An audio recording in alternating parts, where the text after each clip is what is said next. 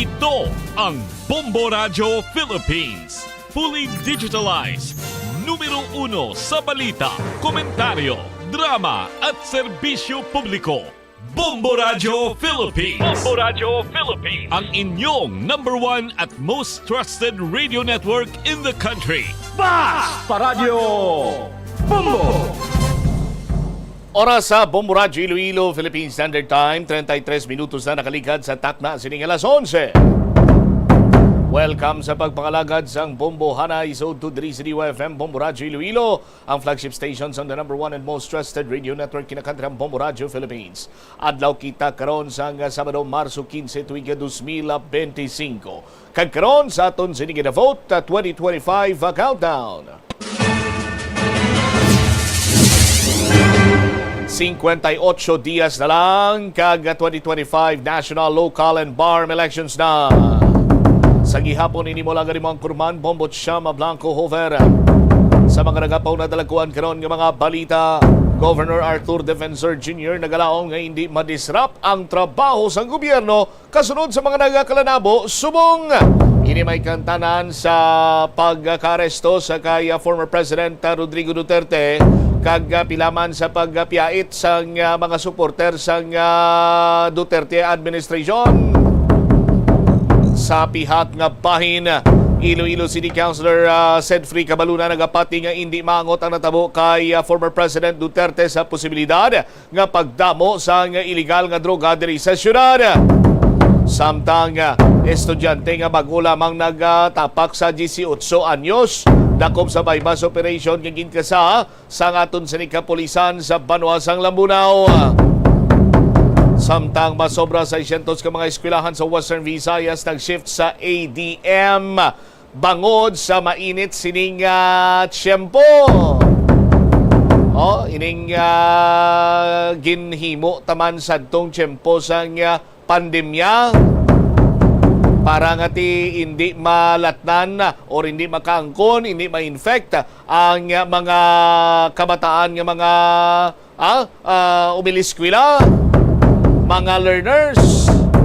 Samtang mga elementary students sa Bituon Haro ginbuhinan sa 15 minutos ang ila klase sa kada subject bangod sa heat index. Muni madalagkuan mga balita, issues kay impormasyon na main sentro karon sa aton sining pagpangalagad sa gihapon diri sa palatuntunan na Bumbuhanay sa Udto. Imbokada sining report. I-check naton balita ni Bombo Jomar Villa. Pagulang ng 18 anyos dakop sa bypass operation.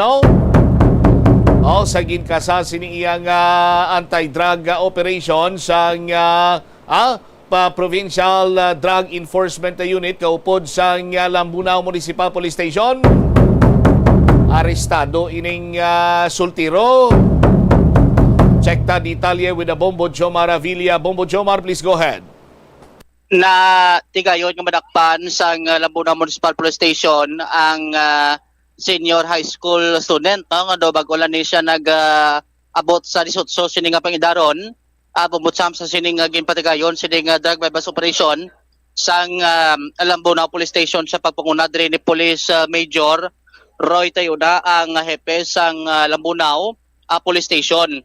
So ang ining subject ang ginkilala diri karon kay alias Binsoy, 18 anyos ang edad kag residente sa Barangay Butong sa may banwasang Badyangan o kon sa may banwasang Badyangan probinsya sang Iloilo. Natigayon ng bypass operation sa may barangay Magbato sa nasambit sining Banwa before ini siya sang municipal hall o kung sa may proper mismo kung halin ka diri may Banwa sang Haniway.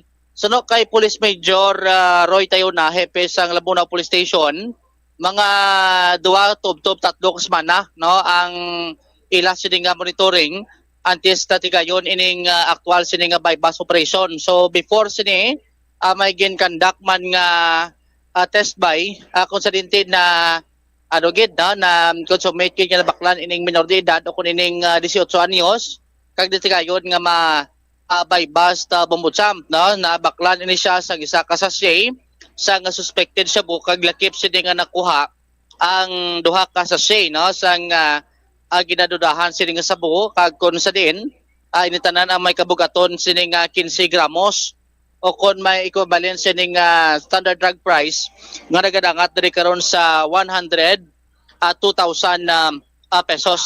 Gin kumpirmar man sang kapulisan nga ang ining nasambit sining individual active, no, active siya sining pag-eskwela. Subot silingon nagasulod siya sining klasihan pero may mga best kaysa ginkandak ining bypass operation, why siya nakasulod, no, siya sining klase amo na yung sa picture nga do naka-suksok lang ini siya sang civilian sini nga panapton.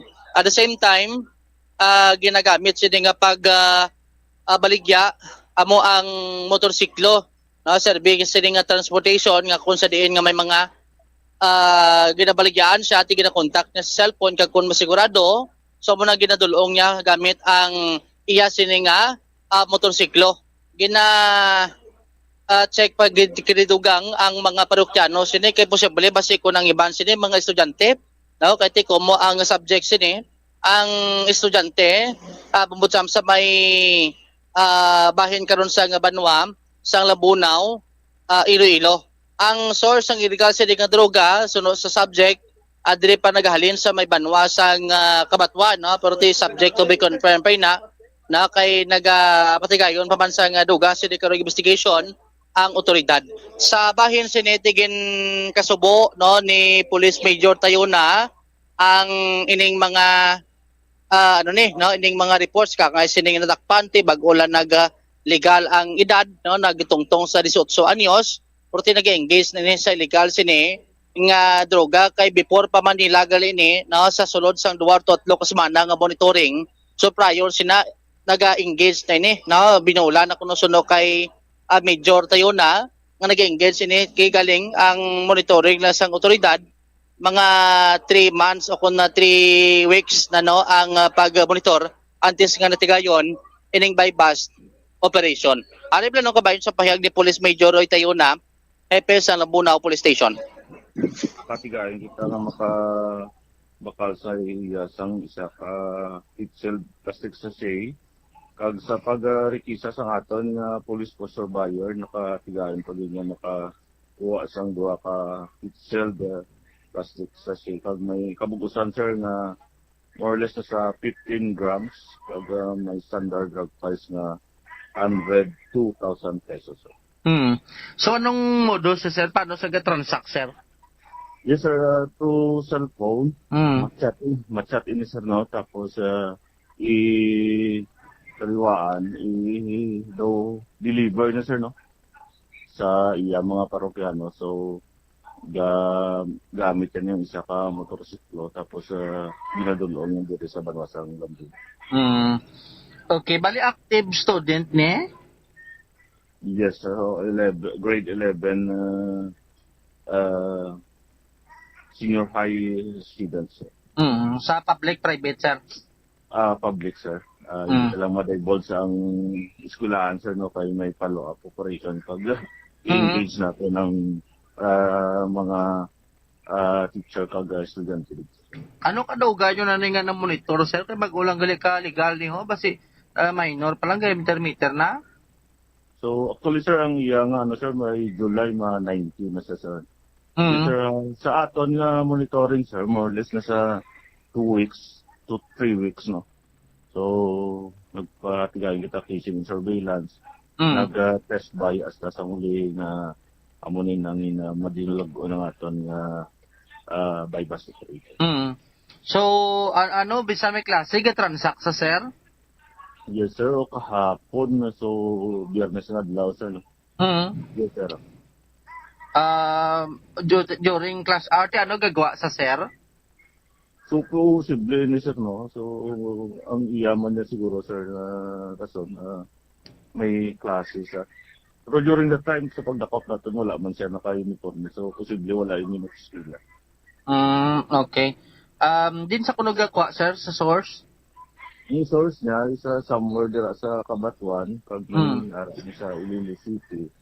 Pero, subject for validation and confirmation, sir, para matutukan man sa atong mga kapulisan sa mga ng area. Sa pamilya, sir, ano bala nila nag-engage daanan Anong nila Mambal? So, simple sir, no, pag nga ito mismo nga subjects during sa interviews ang iba nga mga media outlet, nag, ano naman, no, ga voluntary gasugid kung di niya inilin kuha o kung saan nag-start siya. Ano na kuno kadugay sa Sir Engage? So, more or less sa pila naman ka binulan sir, no, kag ano na gani, Nabatian si Police Major Roy Tayo na hepe sa Lambunaw Municipal Police Station. So buong tigid ginaplastar na ang mga dokumento sa pagpasaka sa nga kaso nga paglapas sa Republic Act 9165 o kod Comprehensive Dangerous Drugs Act of 2002 pag nabilong ini siya sa street level individual ang ining nasambit sining subject person sa bypass operation bubutsam so butselingon tikon na bilong sa mga street level individual hindi magitamak nako no ang volume sa sining mga illegal sining droga pero hindi fact ang amo ang pag-engage sa sining illegal drug activity bubutsam so maning Pero ang punto sinadiri Bombo Jumar kay yara pa lang siya sa senior high bago pa lang siya nag 18 anyos. Pero nagaduso na siya sang illegal sining nga droga. Kag ang street value sang illegal nga droga nagalabot sa pila ganito? 102,000 pesos. 102,000 pesos. So, kung ang iban makahambal nga isolated case ini, pero kung lang taon nato ng sitwasyon nga sa lamharon sini nga edad, as per information from Major Tayuna nga naga-deal ini siya sa sulod sa school campus, makaalarma ini. No? Nga naganubo na iya ang pang-idaron sa nga mga individual nga naga-engage sa drug proliferation kag illegal drug usage. Ti Sus Maria kagusip ba si Mamba laman sila balang karon nga why niya labot sa politika. Pero ang facts nagadiga sang mga hitabo nga kung ikumparar mo in terms of illegal drugs sadtong tsimpo sang Duterte administration, ginakibang gid man to yang mga durugista. Subong, kung lang taon naton banwa, tidaw kasubong iyang free for all. Oh? Ang sistema sang pagpalapta sang illegal nga droga, Bombo Jomar during the Marcos administration. Oh, kita naga-lay down man lang kita sa mga facts kag sandig man sa aton sining obserbasyon, bukod ti mayad mag-abo kada kag magdugay pagid ang sitwasyon nga kasubong sini. Daw hindi nagit iya mayo, Bombo Jomar? So abo gani na ang sa tiyempo to di digong ginakibang subong sa tiyempo ni BBM ang iban sini do ginalibang ang paggamit karon sang illegal sining droga bubutsam na ti amo na gani kun basihan ta gani ang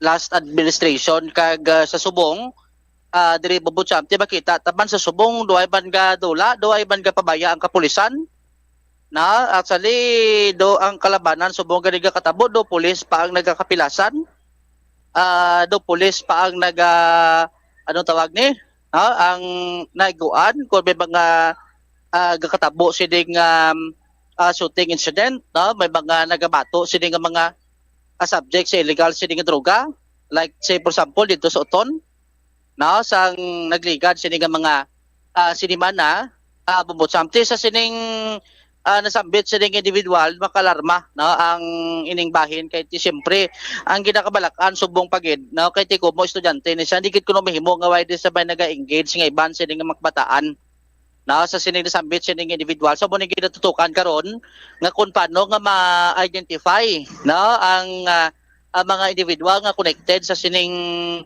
subject person sa gipatigayon sini nga by bus operation kay hindi malani kay sa senior high school, ti laban-laban may mga minor de edad pagid na nga naga-eskwela, hindi man mahimo kung minor de edad, siyempre dapat may guide pa na sa ginikanan, pero ti kung mabuyo sa mga barkada, na mo na blambal nga ti ang barkada may ara man mayo, may ara man hindi mayo, Bubucham. Alright. So mo na ang latest na ang sining ginpatigayon si Diga bypass operation ti subong detain ini na ang ini subject sa may Lambunaw Municipal Police Station. How's that, Bubucham? Thank you so much, Mombo Jomar. Ini si Bubo Jomar Villa para sa number 1 most trusted radio network in the country, Bombo Radio Philippines. Basta Radio, Bombo. Nabatian report ni Bombo Jomar Villa. Maka-alarma kung isipon tapang sa lamharon sinisang edad sining subject person sa bypass operation sa Lambunaw Municipal Police Station. Ini siya ang nakauyat na sang masobra 1,200,000 nga balor sa illegal nga druga. Nagapakita lamang banwa nga ti nagnubo ang pangidaron sang mga individual nga naga-engage sa illegal drug proliferation kag sa illegal drug usage. Ti hinali pamabatian naman kita sa mga diehard supporters ni Bongbong Marcos. Hambalo naman kita nga kita kabahin sang DDS, kita kabahin sang Dutertards. Kag ini iya nga mga say isang balita ang lunsay patalang kag fake news. Pero kung dakpon ta kasaliog kag iwalak-walak kag ilampo sa recovery sang Lambunaw Municipal Police Station sa nakuha sa bypass operation sa 18 anyos nga senior high school student, base maumpawan ka? No? Sa aton sini nga mga kabumbo.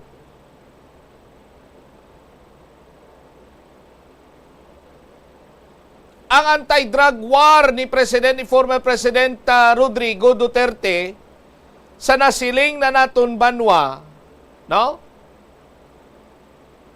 Amo iya ang naghatag sang kakulba kag nagpauntat sa iban siniyang mga drug pusher kag drug user. Kay ini sila ang nakulbaan nga magkalamatay. Ugaling sa matudtod siniyang istorya, ginabusuhan ang anti-drug war ni former President Duterte. Magluwas ka ginabusuhan, wala sang direksyon.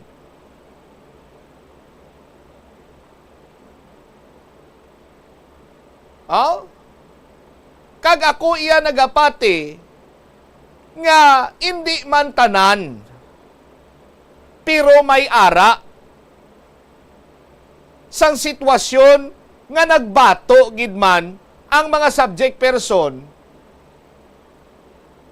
sa ila nga pagbato, while sila makaigo sa pulis, nag-return fire ang pulis, patay sila. Hindi ina malayo nga matabo banwa kay man ang mga pulis gayara karon nalakip iya sa mga anti-drug operations o kon kabahin sa nga anti-illegal drug enforcement unit, ang mga trained police personnel and officer ini sila.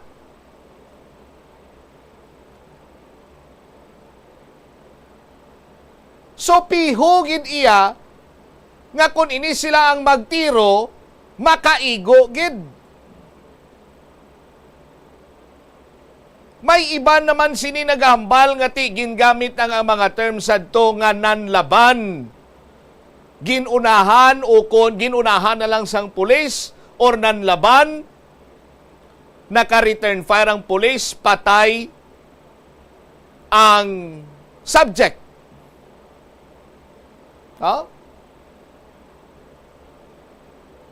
Ti ako iya sadtong tsimpo, pabor ako sa punto sang anay presidente nga gusto ko iya hambal sa presidente mas pilion niya kuno, I'm just paraphrasing, hindi lang giniyamo sining mga tinaga niya. Ang punto ba lang nga, mas pilion niya, no? Nga ang kriminal, amo ang ma-neutralize, sangsa ang pulis, amo iyang magkalamatay. Oh? A perfect example sa aton sini nga mga kauturan, sang damlag lang, may ginkasa nga bypass operation dito iya sa area sang Bulacan. Ano gani natabo to sa Bulacan? Pila gani bilog pulis no patay? Duha, di bala? Oh?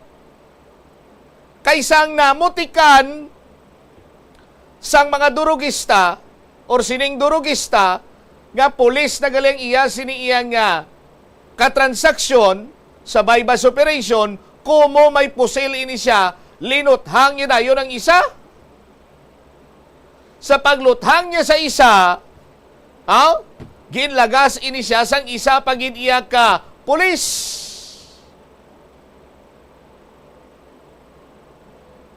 That time na isahan ang aton sini kapulisan, sa aton sini makabumbo, kaganong ginimo siya, pagpanaog niya sa motor, mahana pa lang siya nga madros ang iya sini nga weapon or service firearm, tiniro na siya kay nagapa corona to gali sa dako sini nga kahoy ang suspitsado or ang subject sa bypass operation.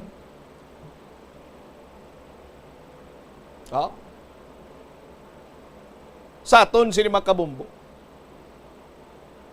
Masakit pagid para sa aton sinihanay isang kapulisan kay naghaplak na ang ila sini nga kaupdanan, ay nakita tama nang kuha sa closed circuit television mo. Gin-finishing pagid ini siya sang subject sa bypass operation. Kinuha pagid ang iya sini nga motorsiklo. Sa aton sini makabumbo. Tikon ikaw, abi, ang pamilya, sining duha ka pulis, ano imo sini iya nga batyagon? Kung ikaw man, abi, ang amay sang nga pungsod, ano ang imo sini nga batyagon? Fake news balagyapon ini? Pakamalaot balagyapon ini? Sa current administration? Kay kumo na hype up karon banwa? Ining mga reklamo batok sa kay former President Rodrigo Duterte?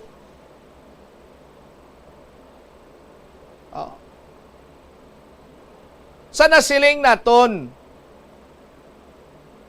ang iban bangod gid lamang sa pag-abuso. Wala sa lugar, kumo wala sang direksyon ang drug war. Pero the drug war itself,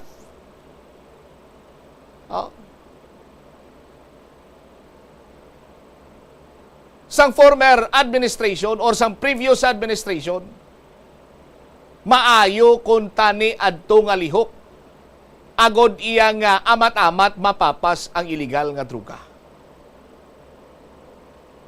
Sa mga kabumbo naton, sa mga nagliligad sini nga mga sinimana kag inadlaw, siguro may mga data man kamo sa inyo sini nga cellphone, naga-connect man kamo sa piso wifi, may mga wifi man sa inyo sini nga talatapan sa trabaho, may mga wifi man sa inyo sini nga puloyan.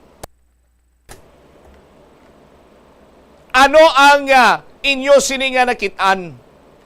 Hindi ka mo magambal nga wagi dyan nag-agi sa newsfeed nyo adtong mga individual, babayi, lalaki, tigulang, bata, tigulang. Ginavideohan ang kaugalingon nga nagahaklo sang aso nga ginpailig-ilig sa Powell, ba Powell?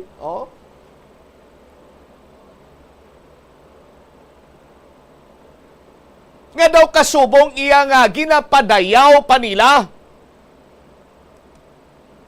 Nga ini sila ang nagaruro, ini sila ang mga adik, ini sila ang nagtilaw, nalulong sa illegal sini nga druga.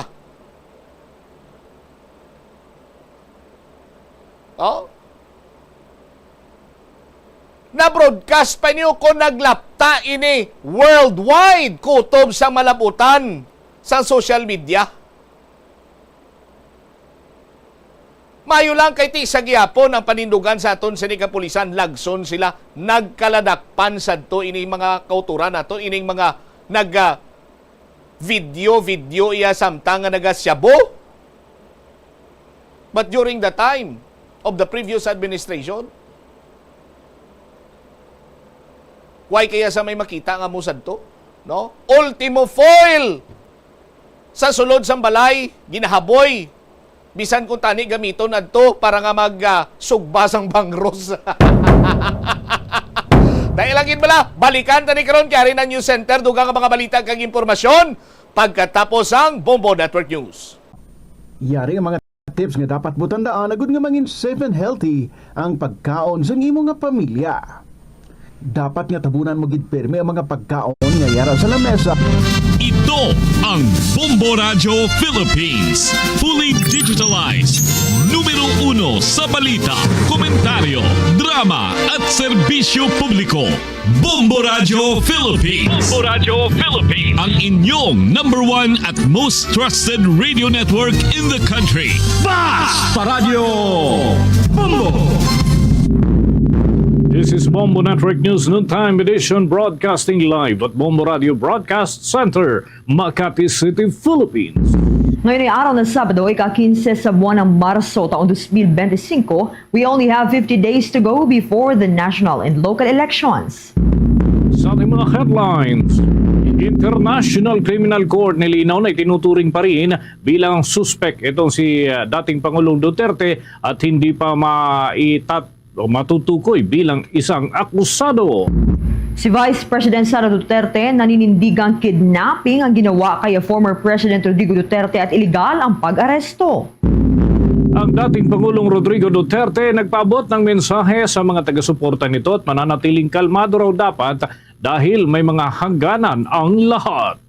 At sa ating international news naman, United States at G7 nagkaisa sa pagpapatigil ng digmaan sa Ukraine. Sa ating balitang palakasan ng Rockets, tinambakan ng 30 puntos ang Dallas Mavericks. At live nationwide via satellite, dumako na tayo sa mga detalye ng ating mga balita. Inamin ni International Criminal Court spokesperson Fadi na hindi pa nila itinuturing bilang isang akusado si dating Pangulong Rodrigo Duterte dahil naman sa paraan ng due process na pinagkakaloob sa isang suspect na tinutukoy. Itong katulad ni Duterte na suspect pa lamang ngayon. Sinabi ni International Criminal Court spokesman na Fadi Al-Abdallah sa exclusive interview ng Bombo Radio na mahalagang ma-establish muna ang role ng isang tao sa mga krimen na iniuugnay sa kanya at hindi pa agad may tatalaga bilang isang akusado. Isa rin ngayon ang warrant of arrest na umuusad at pinoproseso kasabay ng pagsalang sa paglilitis ukol naman sa kaparehong usapin at wala pang ibang personalidad na maaaring isunod o isabay kay dating Pangulong Rodrigo Duterte. Kaugnay niya, narito ang mga paliwanag ni Dr. Fadi Al-Abdallah, ang tagapagsalita ng International Criminal Court sa exclusive interview ng Bombo Radio Philippines. For the time being, it's only Mr. Duterte who is the suspected in this case. The investigations are still ongoing and it is eventually for the prosecutor to submit additional requests to the judges and decide whether or not to deliver other decisions about other potential suspects. But for the time being, there's only one arrest warrant and one suspect in the context of this investigation. Sa pagturing nga mga kabombo bilang suspect, may tsansa ang dating Pangulo na humiling ng mga available options kabilang na yung posible na kahilingan sa temporary liberty, pagkaka-ospital o kaya naman na iba pang tulong at konsiderasyon. Gayunman, kailangan itong sumunod sa mga itinatakdang batas at pinahihintulutan ng International Criminal Court. Narito pa ang patuloy ng mga pahayag ni Fadi Al-Abdallah, ang tagapagsalita ng International Criminal Court sa panayam ng Bombo Radio Philippines. in our terminology, we consider that the person is suspect unless and until there is a confirmation of at least one or more charges. So for the time being, we consider Duterte as a suspect. We don't use the term accused in our terminology. Now, all defendants, they have the right to ask for interim release, and it will be for the judges to check if the conditions to grant an interim release are met or not. Bahagi pa yan ng mga pahayag ni Dr. Fadi El Abdallah, ang tagapagsalita ng International Criminal Court sa exclusive interview ng Bombo Radio Philippines. Naninindigan si Vice President Sara Duterte na kidnapping ang ginawa ng otoridad kay dating Pangulong Rodrigo Duterte nang dalhin ito papunta sa The Hague, Netherlands, kasunod ng warrant of arrest ng International Criminal Court. Ayon kay Vice President Sara Duterte, bilang kapamilya, kidnapping ang tingin niya ginawa sa kanyang ama dahil persahang dinala ito sa ibang bansa at iligal na inaresto, pero bilang abogado ito raw ay extraordinary rendition. Kaugnay niya, narito at pakinggan natin ang bahagi ng pahayag ni Vice President Sara Duterte. But if you talk to lawyers, they call it extraordinary rendition. But for a family member like me, that's kidnapping. That's forcibly taking my father to another country and illegally arresting him. So that's clearly Noong ika-11 ng buwan ng Marso, naramdaman niya na extraordinary rendition ang mangyayari kaya agad siyang nag-file ng travel order papunta sa iba't ibang bansa na posibleng pagdalhan sa kanyang ama. Inaprubahan naman ang travel order ni Vice President Duterte at kasalukuyang siyang nasa Netherlands para pansamantalang samahan muna ang dating Pangulo, pero nilinaw niyang hindi siya magtatagal sa bansa at uuwi rin siya sa Pilipinas para ipagpapatuloy ang kanyang trabaho. Samantala, ibinunyag ni dating presidential spokesperson Attorney Harry Roque na mahina na ang katawan ni dating Pangulong Rodrigo Duterte. Gitito ng dating Duterte appointee ay talagang mahina na ang dating presidente kumpara dati, kasunod rin ang kanyang unang pagharap sa International Court, kaya't dapat anya na mabantayan ang kalusugan ng dating presidente. Pagkukwento pa ng dating tagapagsalita ni Duterte noong nasa Maisog Rally pa lamang diyan sa bahagi ng Cebu kamakailan, naramdaman na niya na mahina na ang dating Pangulo. Malalang sa unang pagharap ng dating Pangulo diyan sa International Criminal Court ay sinabi ni dating Executive Secretary Salvador Medialdea na may matinding medical issues si dating Pangulong Rodrigo Duterte. Ibinahagi rin ng dating Executive Secretary na hirap na rin sa pandinig at mahina na ang paningin ng dating Pangulo. Sa kabila nito ay sinabi naman ng International Criminal Court presiding judge na batay dun sa kanilang assessment, fully and mentally aware and fit ito si Duterte, batay na rin sa naging opinyon ng tuminging doktor mula sa International Tribunal. Nitong nakalipas na araw ay humarap ang dating Pangulo sa Pre-Trial Chamber 1 para naman sa kanyang kinakaharap na mga usapin, pero ito ay sa pamamagitan lamang ng video link at hindi siya personal na sumalang sa naturang proceedings. Hindi naman napigilan ng mga kaanak ng umano'y mga biktima ng extrajudicial killings ang maiyak at maging emosyonal kasunod ng unang hearing sa kasong Crimes Against Humanity ni dating Pangulong Rodrigo Roa Duterte sa International Criminal Court. Nagtipon-tipon na mga ito sa National Council of Churches in the Philippines habang pinapanood ang pre-trial ng dating Pangulo. Marami sa kanila ang nag-iyakan habang ang iba ay natuwa habang pinapanood ang pre-trial. Unang inaresto ang dating Pangulo noong Marso 11 pagkalapag niya sa Ninoy Aquino International Airport Terminal 3 mula sa kanyang biyahe galing sa Hong Kong. Ilang oras matapos ang pagkakaaresto, tuluyan din siyang dinala sa The Hague, Netherlands, kung saan naroroon ang headquarters ng International Criminal Court. Ilang araw lamang mula noon ay itinakda ang pre-trial kung saan dumalo ang dating Pangulo sa pamamagitan ng video link. Susunod ang confirmation of charges laban sa dating Pangulo sa September 23, 2025. Tuloy pa tayo sa ating mga balita. Sa ilalim ng kasong Crime Against Humanity ni dating Pangulong Rodrigo Duterte, ay inaakusahan ng dating Chief Executive na sangkot o may kaugnayan sa 43 mga kaso ng pagpatay na nangyari sa ilalim ng kanyang pagiging alkalde at pangulo ng ating bansa. Batay nga sa record ng International Criminal Court, 19 dito ay kagagawan umano ng Davao Death Squad at nangyari habang si Duterte ay alkalde pa lamang ng kanilang syudad. Ang 24 na pagpatay ay nangyari naman sa iba't ibang bahagi ng ating bansa habang ang Pangulo ay nagsisilbi sa pinakamataas na posisyon dito sa Pilipinas. Ang naturang akusasyon ay binasa kay Duterte sa kanyang inisyal na pagharap sa pre-trial chamber ng International Criminal Court sa pamamagitan ng video link. Noong Oktubre ng taong 2016, ilang buwan mula nang ipatupad ang madugong drug war, nagbabala ito si dating International Criminal Court Prosecutor Pato Benzona na binabante nila ang Pilipinas dahil sa mga serye ng operasyon na nagresulta sa pagkamatay ng maraming mga drug personalities at halos 2 taon. Matapos nga ito ay tuluyan ding inanunsyo ng International Criminal Court na nagsasagawa na ito ng preliminary investigation doon sa naturang mga kaso ng patayan.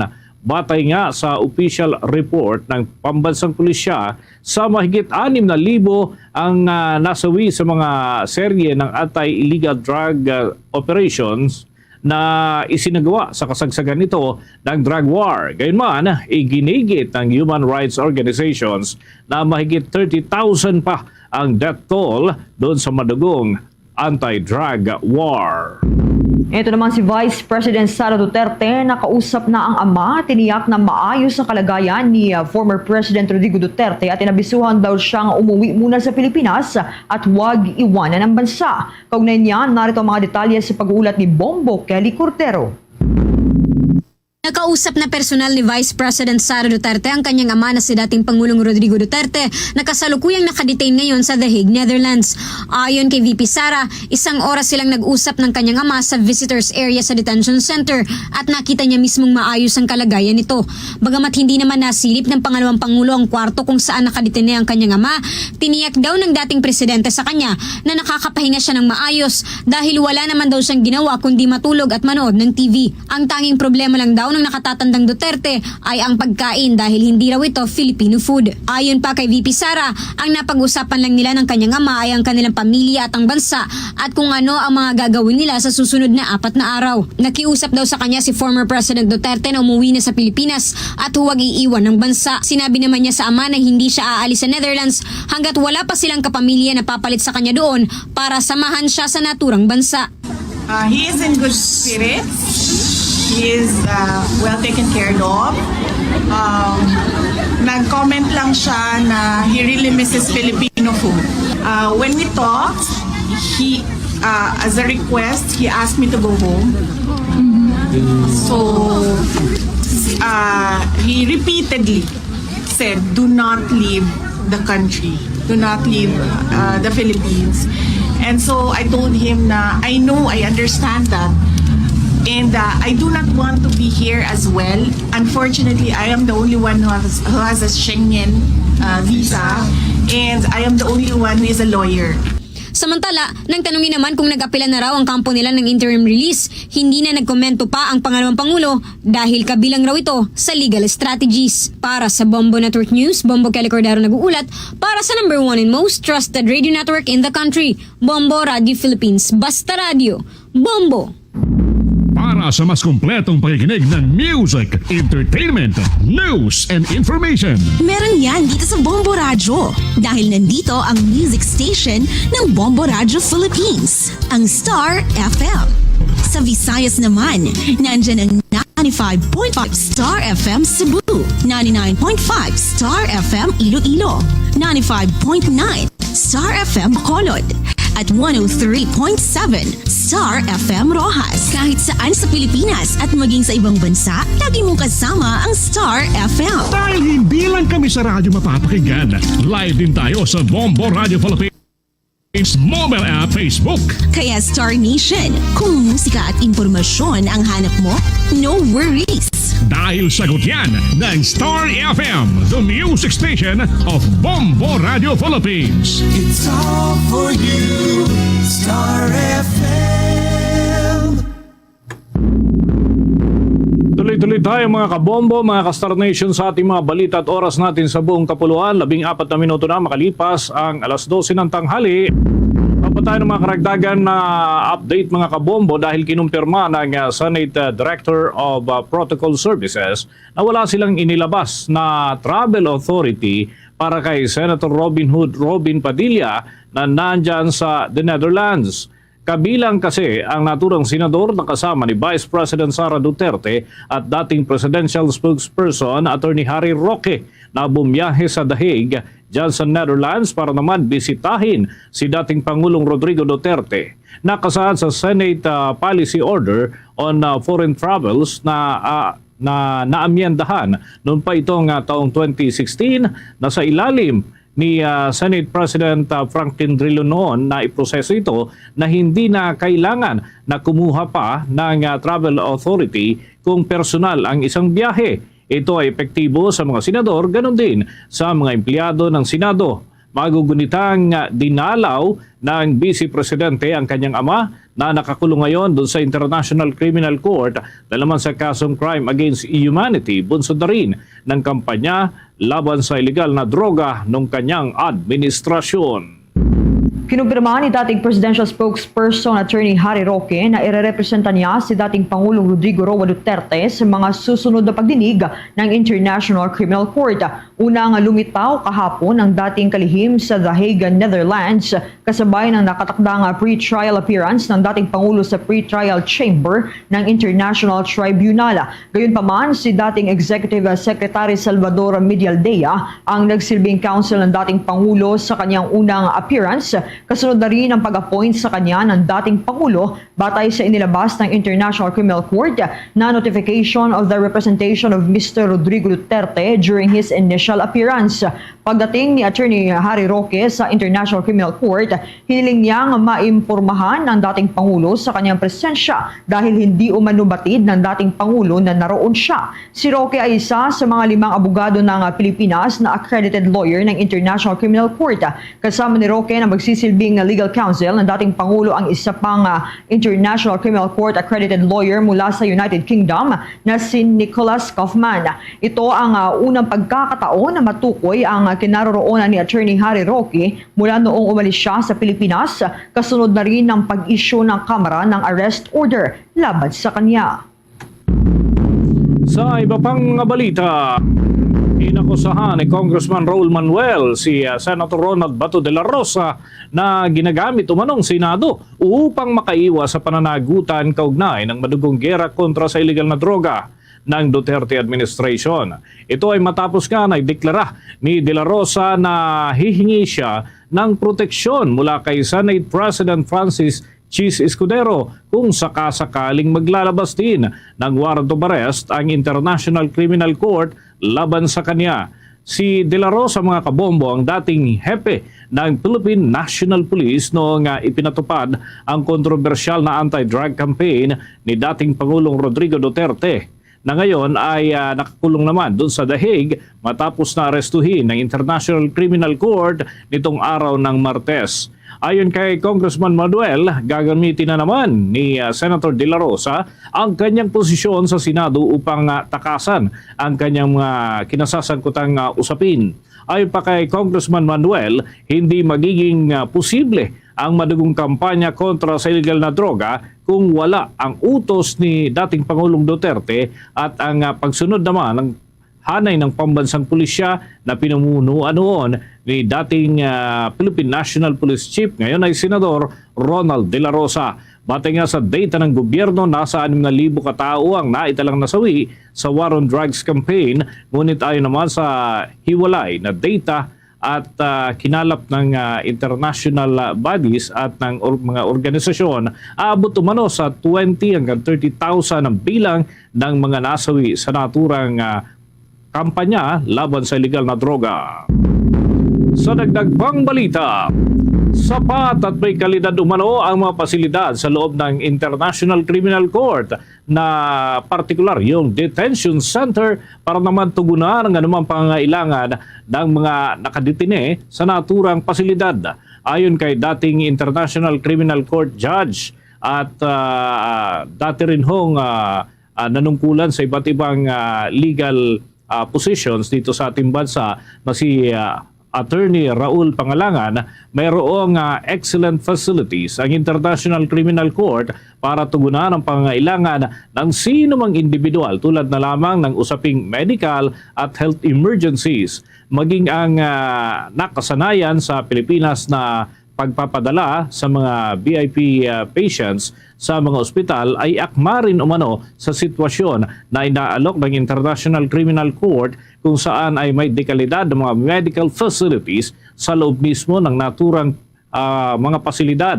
Ayon pa kay Pangalangan, regular na pagkakalooban ng mga check-up at pagtingin ang kalagayan ng dating presidente at yung mga judge ay inaalam ang sitwasyon kung may pagbabago sa kalagayan ng isang pinaghihinalaan. Gumagawa ang mga ito ng akmang mga pagbabago kung kinakailangan. Si Pangalangan, mga kabombo, ay dating nagsilbi bilang huwes ng International Criminal Court at dati na na-assign sa Trial Division mula Marso 11 ng taong 2012 hanggang Mayo 16 taong 2021. Nagsilbi itong si Pangalangan bilang presidente ng Trial Division noong 2019 at nagpatuloy hanggang 2021. At inaasahan, mga kabombo, ang pagpapatuloy ng pag-usad ng kaso naman ito si dating Pangulong Rodrigo Duterte alinsunod doon sa mga itinatakdang patakaran ng International Tribunal. Muna tayo ng mga karagdagan pang report. Itong justice system sa bansa lalo pa raw lumakas dahil sa mga bagong reforma na ipinapatupad ng Department of Justice. Alamin natin yan sa nakalap na impormasyon ni Bombo Victor Liantino. Bombo Dennis, Bombo Jaira, tiniyak ngang muli ng Department of Justice na nananatiling gumagana ang sistema ng hustisya dito sa ating bansa. Ginawa ng ahensya ang naturang pahayag kasunod yan ng naging pag-aresto kay dating Pangulong Rodrigo Roa Duterte sa bisa ng arrest warrant mula sa International Criminal Court para sa kasong paglabag umano sa crimes against humanity. Ayon kay Justice Department Assistant Secretary and Spokesperson Attorney Miko Clavano, sa katunayan ay lalo pang lumalakas ang justice system ng bansa. Aniya, ito ay dahil na rin sa mga reformang ginagawa ng kanilang ahensya na layong matiyak na ang hustisya ay para sa lahat. Paliwanag pa ng abogado na mga itong pag-aresto sa dating Pangulo ng bansa ay hindi nagpapakita na ang justice system sa Pilipinas ay tuluyan ng bumagsak. Sa kabila rin ng pagkaka-aresto kay Duterte, tiniyak ng Department of Justice na magpapatuloy ang investigasyon ng gobyerno sa umano'y extrajudicial killings na umano'y nangyari kasabay ng pagpapatupad ng war on drugs ng kanyang administrasyon. Katunayan aniya na ang mga kinaukulan ay walang patid sa pagkalap at paghahanap ng mga ebidensya laban kay Duterte. Kasabay nito ay tinek ng opisyal na maharap din sa kaukulang kaso ang mga lokal na opisyal at maging ang mga tauhan ng pulisya na sangkot sa extrajudicial killings. Narito ang bahagi ng pahayag ni Department of Justice Assistant Secretary and Spokesperson Attorney Miko Clavano. In fact, napalakas pa po natin ang justice system dahil sa napakaraming reforma ng Department of Justice, ng DILG, sa administration ni Pangulong Marcos. Kaya ito po, maraming nagsasabi din na are we not giving up a part of our sovereignty? Hindi ba natin sinusuko yung sovereignty natin? Ang sa tingin ho natin sa gobyerno ay ito mismo ay act ng sovereignty to cooperate with the international community. Yan ang bahagi ng paliwanag ni Department of Justice Assistant Secretary and Spokesperson Attorney Miko Clavano. Batay nga sa datos ng pamahalaan, aabot sa mahigit 6,000 individual ang nasawi sa mga naging operasyon ng pambansang pulisya kasabayan ng malawakang war on drugs ng dating administrasyong Duterte. Ang bilang na ito ay naitala mula taong 2016 hanggang taong 2021 sa ilalim ng dating administrasyon. Git naman ng mga human rights advocates at mga organisasyon na maaaring umaabot pa sa mahigit 27,000 hanggang 30,000 ang kabuang bilang ng mga nasawing individual na hindi nabibilang sa kasalukuyang datos ng pamahalaan. Una nang nabunyag sa mga nakalipas na pagdinig ng House Quad Committee ng Kamara ang umano'y reward system sa pagpapatupad ng war on drugs sa pagharap nga ni dating Philippine Charity Sweepstakes Office General Manager at retired Police Colonel Ruy Nagarma sa komite sa mga nakalipas na pagdinig. Ibinunyag nito na nakatatanggap umano ang mga pulis sa mga napapatay nilang drug suspect na nagkakahalaga ng 20,000 pesos hanggang 1 million pesos depende sa laki ng personalidad. Samantala, ay naman kay dating Senador Leila de Lima, ang reward system na ito ay pinatupad nga ni Duterte nang ito ay naging punong ehekutibo ng bansa. Ito ang itinuturong dahilan ng dating senador kung bakit tumaas umano ang bilang ng mga biktima ng extrajudicial killing sa Pilipinas at dahil dito nanindigan ang dating senador na hindi iligal ang pagpapadala at pag-aresto kay dating Pangulong Rodrigo Roa Duterte sa International Criminal Court. Narito ang naging pahayag at paliwanag ni dating senador Leila de Lima. Ano naman ang mali at illegal sa pag-aresto at pagdala kay Duterte sa ICC? Jurisdiction over the crime is conferred by law.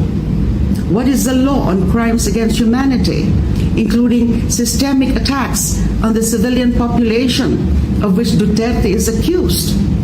There's a Rome Statute.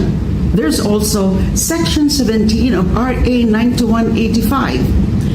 That provides that the Philippine government may choose not to exercise jurisdiction over crimes against international humanitarian law, and that instead it may allow another entity conferred with similar jurisdiction by international law to assume jurisdiction where said entity is already investigating the accused or suspect.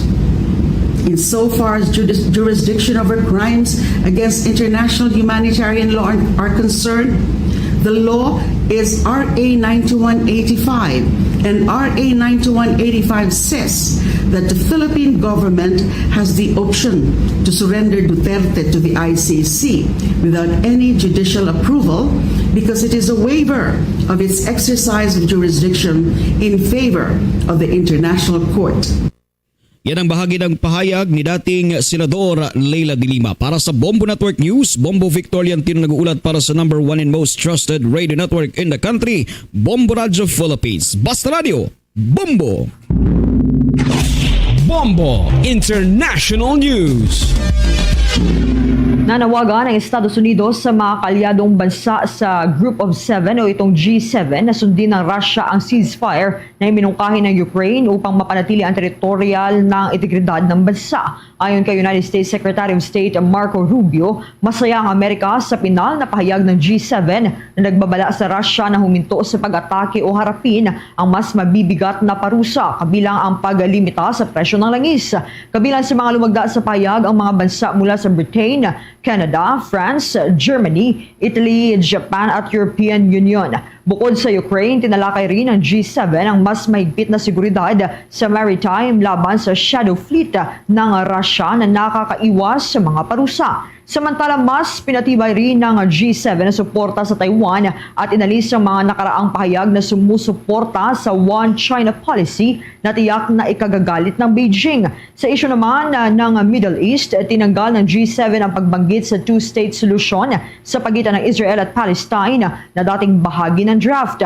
Binigyang diin ng G7 ang kahalagahan ng pampulitikang solusyon upang makamit ang kapayapaan at kaunlaran sa rehiyon. Naghatid niya sa atin sa oras ng 27 minuto na makalipas ang alas 12 ng tanghali.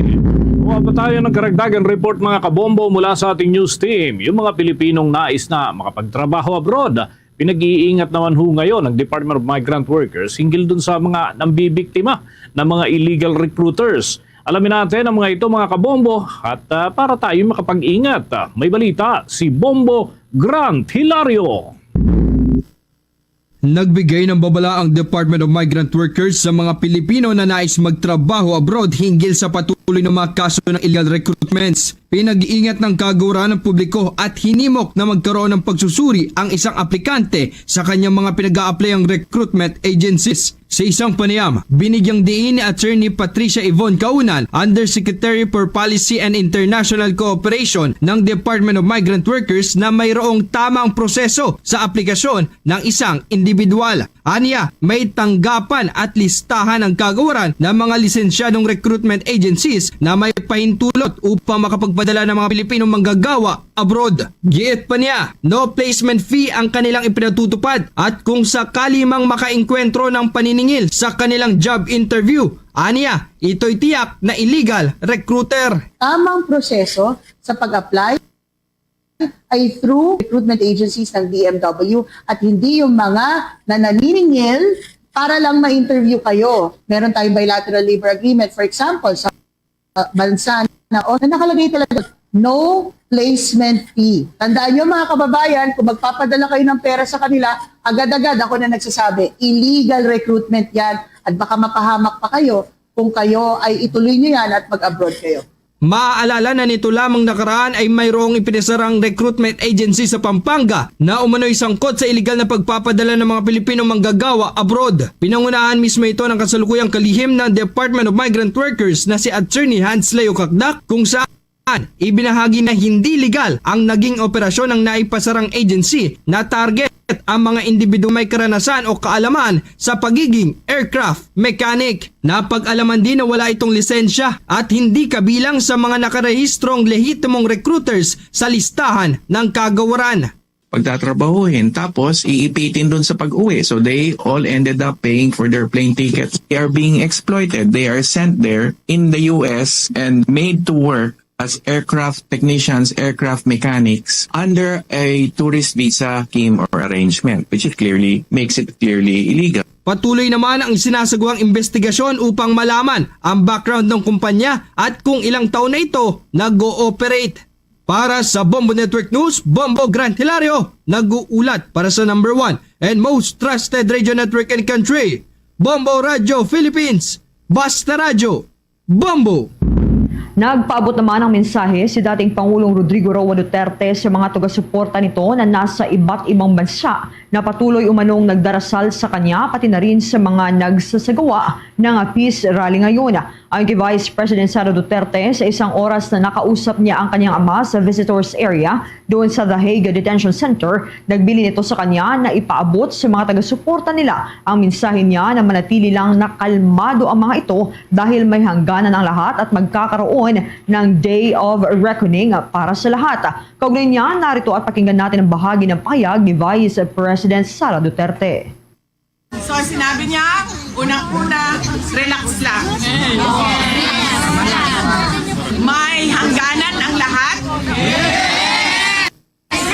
There's a day of reckoning.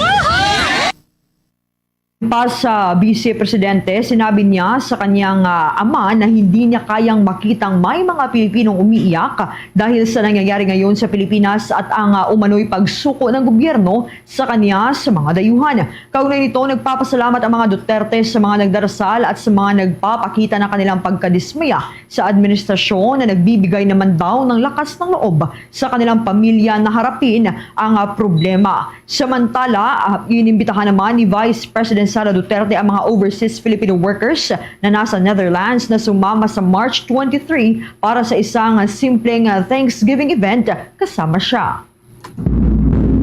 Sa mga karagdagan pa nating balita, patuloy na nagpapakita ng pag-aalburuto itong Canlaon Volcano dyan sa Negros Island.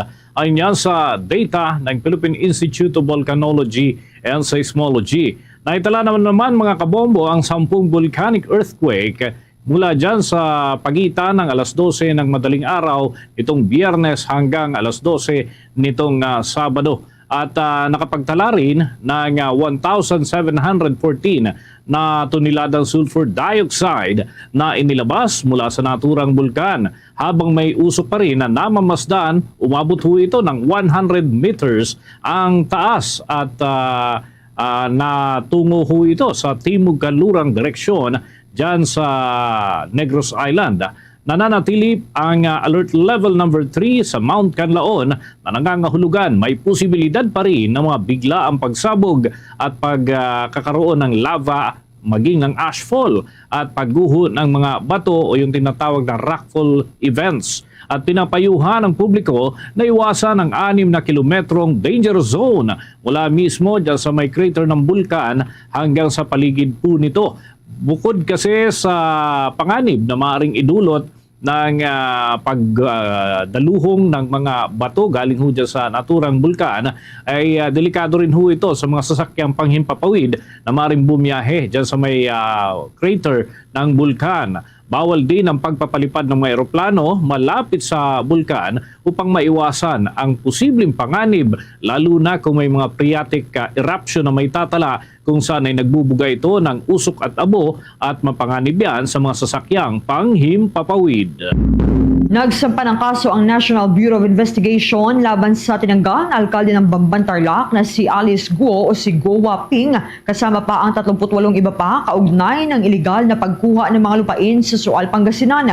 Ayon sa National Bureau of Investigation, na peke umanong idineklara ni Guo na siya ay isang Pilipino upang makabili ng 3 malalaking ari-arian sa naturang lugar. Sa pagkuha ng mga ari-arian, ipinahayag ni Alice Guo na siya ay Pilipino, ngunit napatunayan ng ahensya na siya ay si Guo Waping, isang Chinese citizen. Bukod dito, nagsampa rin ang National Bureau of Investigation ng kaso ng human trafficking at gross misconduct laban sa 11 empleyado ng Philippine Amusement and Gaming Corporation o PAGCOR dahil sa pagkabigo nilang bantayan ng isang Philippine offshore gaming operator o itong Pogo Hub doon sa Bamban Tarlac. Si Guo ay nakaharap din sa mga sumusunod na kaso. Ito ang qualified trafficking sa isang korte sa Pasig, graft case sa Valenzuela Court, material misinterpretation sa Tarlac Court, money laundering na isisasampa pa lamang, co-warrant of petition sa Manila Court, petition para kansilahin ang kanyang birth certificate sa Tarlac Court, tax evasion, perjury at falsification cases sa Department of Justice. Mariing itinanggi ni Guo ang lahat ng akusasyon laban sa kanya. Oras natin sa buong kapuluan, mga kabombo, mga ka-Star Nation, 25 minuto na lamang bago ang alauna ng hapon. Binigyang diin ni Pangulong Ferdinand Bongbong Marcos Jr. na mahalaga ang pakikipagtulungan at pag-unawa sa mga dating rebelde upang mapanatili ang kapayapaan at kaayusan dito sa ating bansa. Sa panunumpa ng mga miyembro ng local amnesty boards diyan sa bahagi ng Eastern Visayas, sinabi ng Pangulo na ang pagbibigay ng amnestiya doon sa mga nais na magbalik loob ay mahalagang hakbang upang makamit ang pambansang pagkakaisa at kaunlaran. Ayon pa kay President Marcos, may mekanismo na para maibalik sa lipunan yung mga dating lumaban sa Estado sa pamamagitan ng armadong pakikibaka. At sa kabila nga ng pagkakaiba-iba ng ideolohiya at pananaw, dapat tayong maghanap ng pagkakaunawaan at magkaisa para sa kapayapaan at kaunlaran ng ating bansa. Binigyang din pa ng Chief Executive na mahalaga ang papel ng local amnesty boards doon sa ikatatagumpay ng mga hakbang para sa kapayapaan, at ang naturang board ang siyang magsasagawa ng mga paunang pagsusuri at magbibigay din ng rekomendasyon para sa National Amnesty Commission para naman sa may pagkaloob itong amnestiya dyan sa mga dating rebelde. Dagdag pa ni Pangulong Marcos, ang tagumpay ng kanilang peace process ay nakasalalay sa dedikasyon at pagsisikap. Ngayon, hindi na pinag-uusapan pa ang mataas na antas, kundi isinasagawa na lamang ang mga kahalintulad na pag-uusap sa mismong komunidad upang mabatid ang kanilang tunay na kalagayan. Ayon pa kay Pangulong Marcos, ang hakbang na ito ay mahalaga upang wakasan ang hidwaan at magkaroon ng pagbibigayan bagong pag-asa ang ipinagkakaloob umano doon sa mga matagal nang naapektuhan ng insurgency at maging yung mga dating rebelde na ngayon ay nagnanais magbalik loob sa pamahalaan. Ipinahayag naman ng State Weather Bureau na ang easterlies ay patuloy na magdudulot ng ulan at makulimlim na panahon sa iba't ibang bahagi ng bansa ngayong araw. Ang hangin ay nagmumula sa Pacific Ocean sa may bandang Luzon kasama ang Metro Manila ang makakaranas nitong maulap na panahon. Sinabi ng Weather Bureau na mainit na panahon pa rin ang mararanasan lalo na sa tanghali, ngunit may posibilidad pa rin ng biglaang pagkidlat o pagkulog na dulot pa rin ng easterlies. Samantala sa bahagi naman ng Visayas at Mindanao, magiging makulimlim at maulan sa mga naturang lugar, kaya nagbabala ang State Weather Bureau ng posibleng pagbaha at landslides. Sa ngayon, wala pang nakikita ang mga low pressure areas o tropical cyclone sa loob at labas ng Philippine Area of Responsibility. Kaugnay nito, asahan din ang bugso na northeast monsoon o itong angin na amihan sa Northern Luzon sa linggo at ilang bahagi ng Northern Luzon sa mga susunod na araw. Oras natin mga kabombo, mga ka-Star Nation, meron na lamang ho tayo na titirang 18 minuto bago ang alauna ng hapon at tuloy-tuloy pa tayo sa ating mga balita. Pinangalanan ni Vice President Sara Duterte si Nicholas Kaufman, isang miyembro ng British Bar, bilang kanilang lead counsel para naman sa kanyang ama na si dating Pangulong Rodrigo Duterte. Yan ay sa pagharap sa International Criminal Court para naman sa kasong crime against humanity. Ayon kay Vice President Sara Duterte, nakipagpulong na ang kanilang panig kay Kaufman at inaasahang magkakaroon ng personal na pakikipagpulong sa kanya pagdating naman sa naturang lugar at kasama rin sa legal team si dating presidential spokesman Attorney Harry Roque at dating Executive Secretary Salvador Medialdea. Sa unang pagdinig ng International Criminal Court Pre-Trial Chamber na dinaluhan ni dating Pangulong Duterte sa pamamagitan ng virtual appearance, ay ipinaalam sa kanya ang mga inaakusa at ang kanyang karapatan sa ilalim ng Rome Statute at nakatakda ang susunod na pagdinig sa darating na 23 ng Setyembre para naman sa confirmation of charges. Kinasuhan nga itong si Duterte bilang indirect co-perpetrator sa pagpatay doon sa hindi bababa sa bilang na 19 na tao mula taong 2011 hanggang 2016 sa Davao City at mga pagpatay na hindi bababa sa 24 individuals mula naman 2016 hanggang 2019 sa ilalim yan ng kampanya kontra sa illegal na droga ng Duterte administration. Nagpasalamat naman si dating Pangulong Duterte sa kanyang mga taga-suporta at sinabing may hangganan ng lahat kaya't huwag alalahanin ang kanyang kalagayan kundi mag-focus doon sa kanilang mga kaugnay na sitwasyon sa iba't ibang larangan kung saan sila nandun. Sa iba pang mga balita, itinaas ni Pangulong Ferdinand Marcos Jr. mula 150 pesos patungo 350 pesos ang daily subsistence allowance ng mga opisyal at enlisted personnel ng Armed Forces of the Philippines. Sa bisa ng Executive Order 84 na nilagdaan noong Marso 14 at isinapubliko nitong Sabado, ang 200 pesos sa dagdag ay ipapatupad retroactively simula Enero 2025. Ayon sa Executive Order 84, mahalaga ang pagtaas ng allowance upang matiyak ang kapakanan ng mga sundalo bilang pagkilala sa kanilang sakripisyo sa pagtatanggol sa soberanya at integridad ng bansa. Huling na-adjust ang subsistence allowance noong 2015 sa ilalim ng Congress Joint Resolution 5. Saklaw ng pagtaas ng ito ang mga trainees, probationary, second lieutenants, citizen military training cadets at reservists na suma sa ilalim sa training at mobilization tests. Ang pondo para sa dagdag na allowance ay kukunin mula sa 2025 General Appropriations Act at iba pang mapagkukunan na matutukoy ng Department of Budget and Management. Agad nang epektibo ang Executive Order No. 84 matapos itong mailathala sa Official Gazette o isang pahayagang may malawak na sirkulasyon. Karagdagan pa sa mga balita, naniniwala si Palace Press Officer at Communications Undersecretary Attorney Claire Castro na ipinakita ng pre-trial hearing ng International Criminal Court na nirerespeto ang karapatan ni dating Pangulong Rodrigo Duterte. Taliwas yan sa mga naging pahayag ng kampo ng dating Pangulo. Lumabas si Duterte sa unang pagkakataon sa International Criminal Court hearing noong araw ho ng Biyernes at yan ay bagamat virtual lamang. Ayon kay Attorney Castro, naging patas ang proseso at malinaw na binigyan ng pagkakataon ang dating presidente na may pagtanggol ang kanyang sarili bilang akusado sa kasong crime against humanity.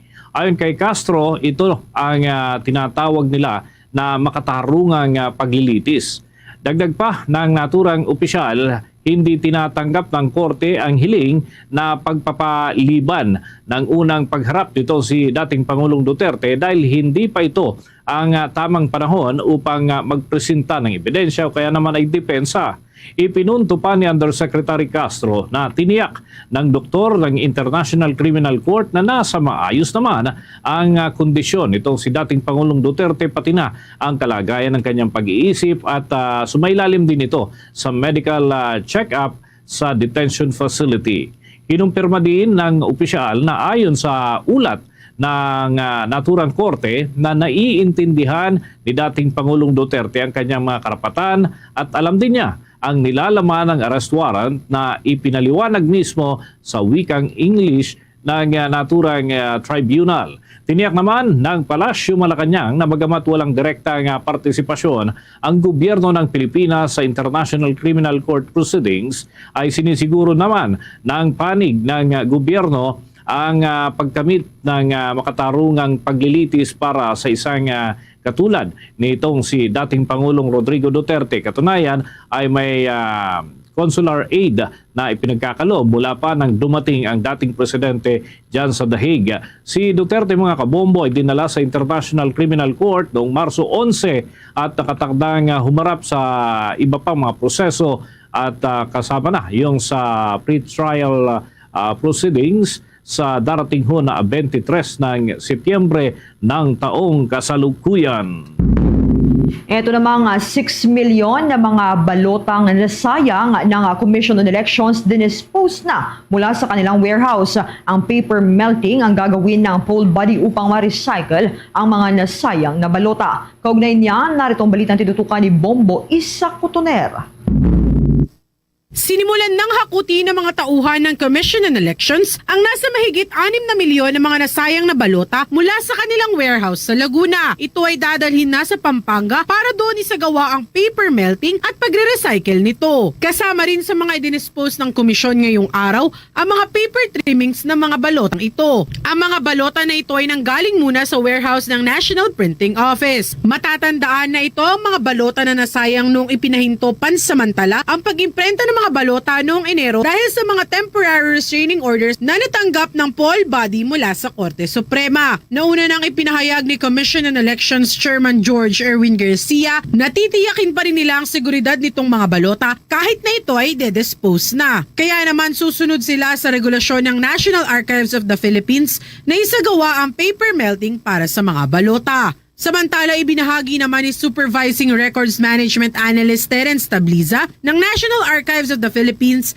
na ang mga balota na ito ay agad nang dadalhin sa mga paper mill o dun sa tinatawag din nilang tunawan. At pagkatapos ito ay maaari itong ma-recycle bilang isang bagong papel ulit. Set up tayo ng service ng third-party service provider para sila yung magpo-provide sa COMELEC ng manpower, yung tracking. Sila yung mag-hold yung valueless mga forms na yan, yung unused ballot form. The storage ng COMELEC papunta dun sa accredited ng paper mill. Ngayon, pag ni-recycle yan, ang isa sa pwedeng maging output niya, pwedeng maging papel uli, pwedeng maging tissue, pwedeng maging bag.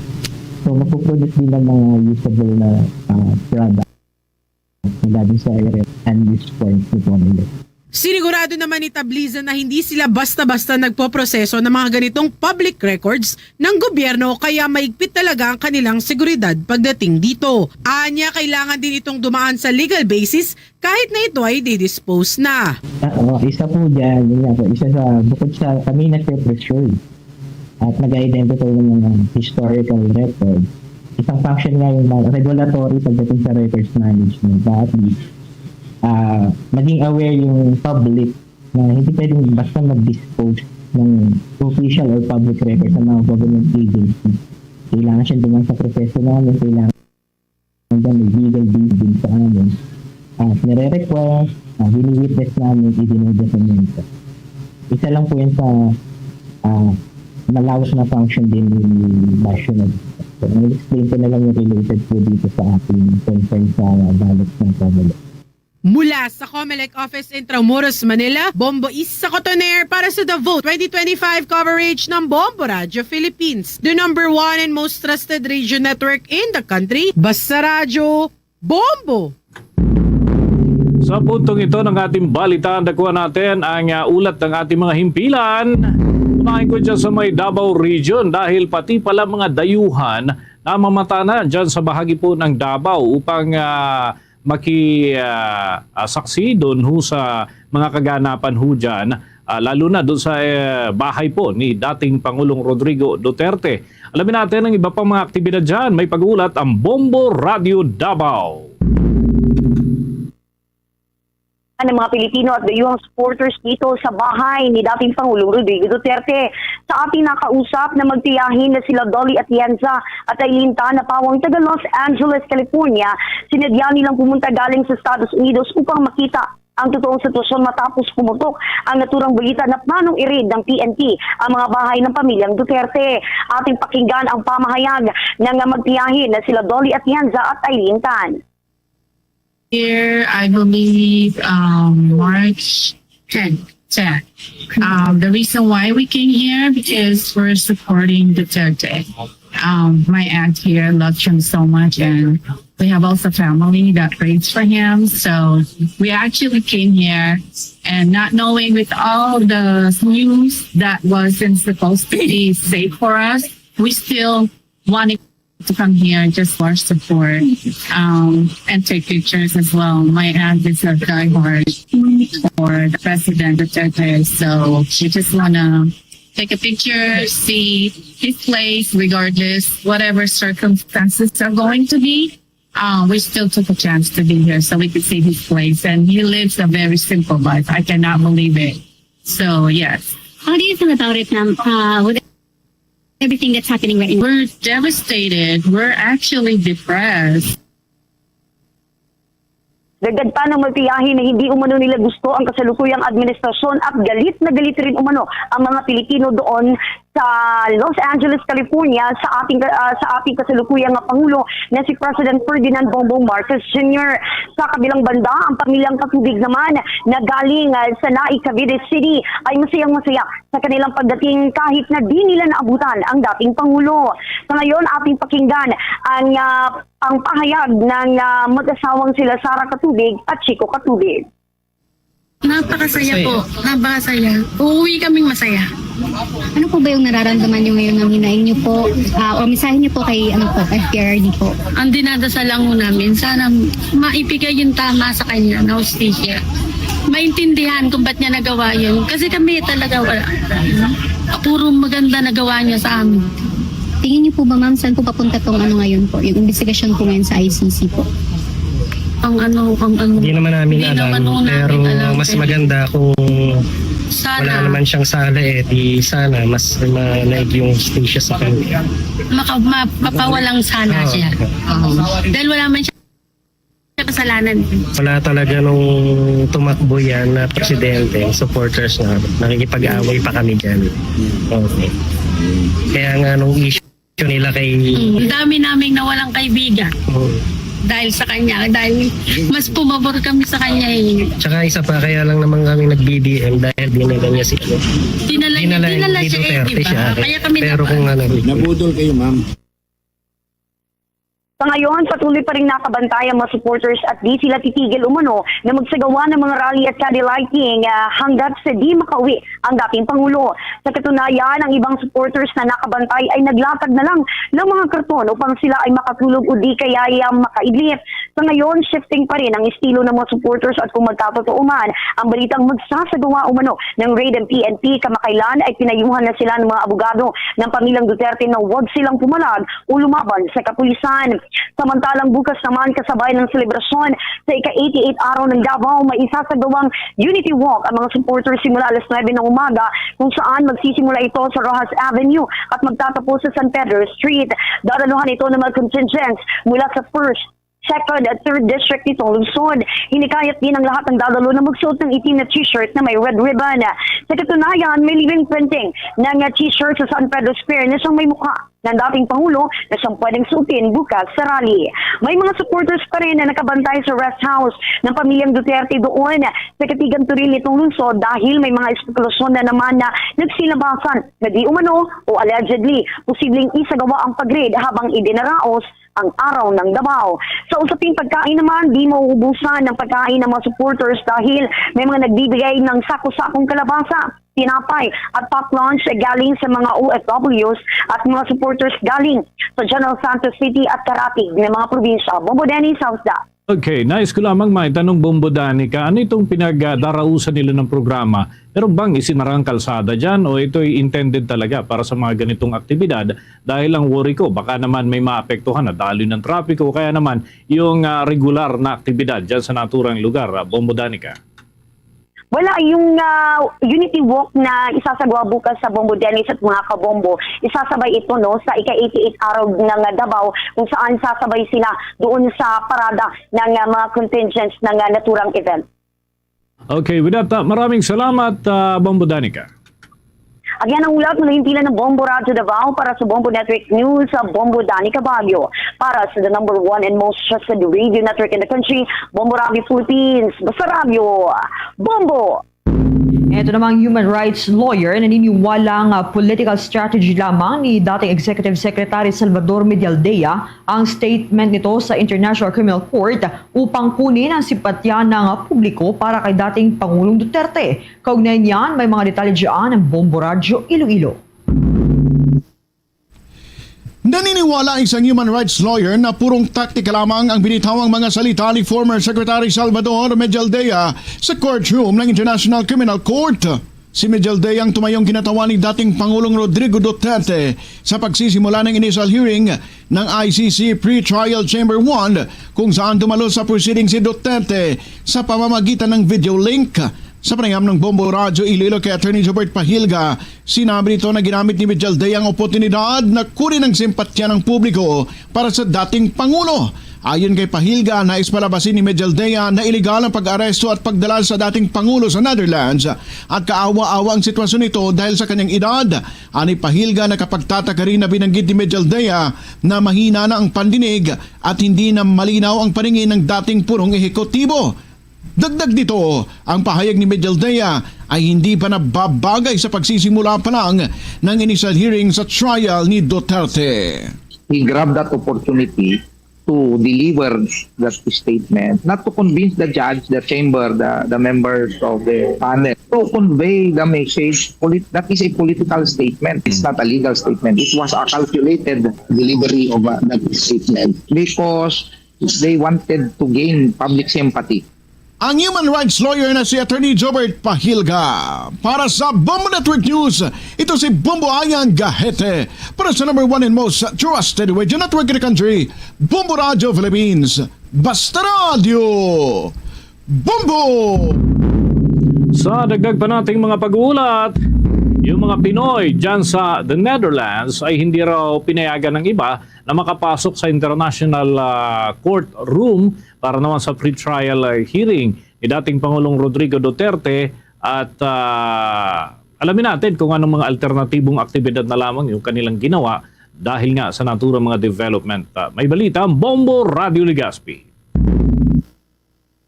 Ipinayagan na makapasok ang mga Pilipino sa international courtroom sa the Netherlands para personal na makita ang ginawang pre-trial kay dating Presidente Rodrigo Duterte. Matatandaan nagkagabi oras sa Pilipinas, isinagawa ang pre-trial sa dating leader ng bansa para sa kasong crimes against humanity sa madugong drug war ng kanyang administrasyon. Ayon kay Bombo International News Correspondent Luigi Roa na hindi sila pinayagan na makapasok dahil mga invited lang umano ang pwedeng makapasok sa international court kung kaya tinitirayan hinihintay na lang nila sa labas na matapos ang unang hearing. Personal din na dumalo sa hearing ang anak ng dating presidente na si Vice President Sara Duterte, maging si Senador Robin Padilla at si Attorney Harry Roque. Marami din ang sumuporta sa labas ng International Criminal Court ng mga taga-Netherlands at mga karatig bansa sa Europa para magpahayag ng suporta sa dating presidente. Sinabi pa nito na mas marami sa kasalukuyan ng mga pro-Duterte supporters ang nagtipon-tipon sa harap ng International Court kumpara ng mga nagdaang araw. Mas iba umano ang batas sa Netherlands dahil hindi pwedeng makauwi ang dating presidente sa Pilipinas habang nililitis ito kung kaya posibleng ilang taon pa itong mamalagi sa The Hague. Ikinagulat ni Roa ang pagiging mabilis ang proseso ng hearing sa kasong kinakarap ng dating leader ng bansa dahil kadalasang inaabot umano ng halos dekada ang nagiging proseso sa dating mga presidente sa buong mundo na nakatanggap din ng red notice. Kaya nagtaka kami na bakit yung pagbigay ng red notice, lumabas yung pangalan kay Digong, parang 24 hours lang nangyari, diretso na kinuha siya sa Pilipinas, diretso na sa Netherlands, di ba? Parang iba yung due process, di ba? Parang hindi siya fair ba? Pero yan nga din ang opinion namin dito sa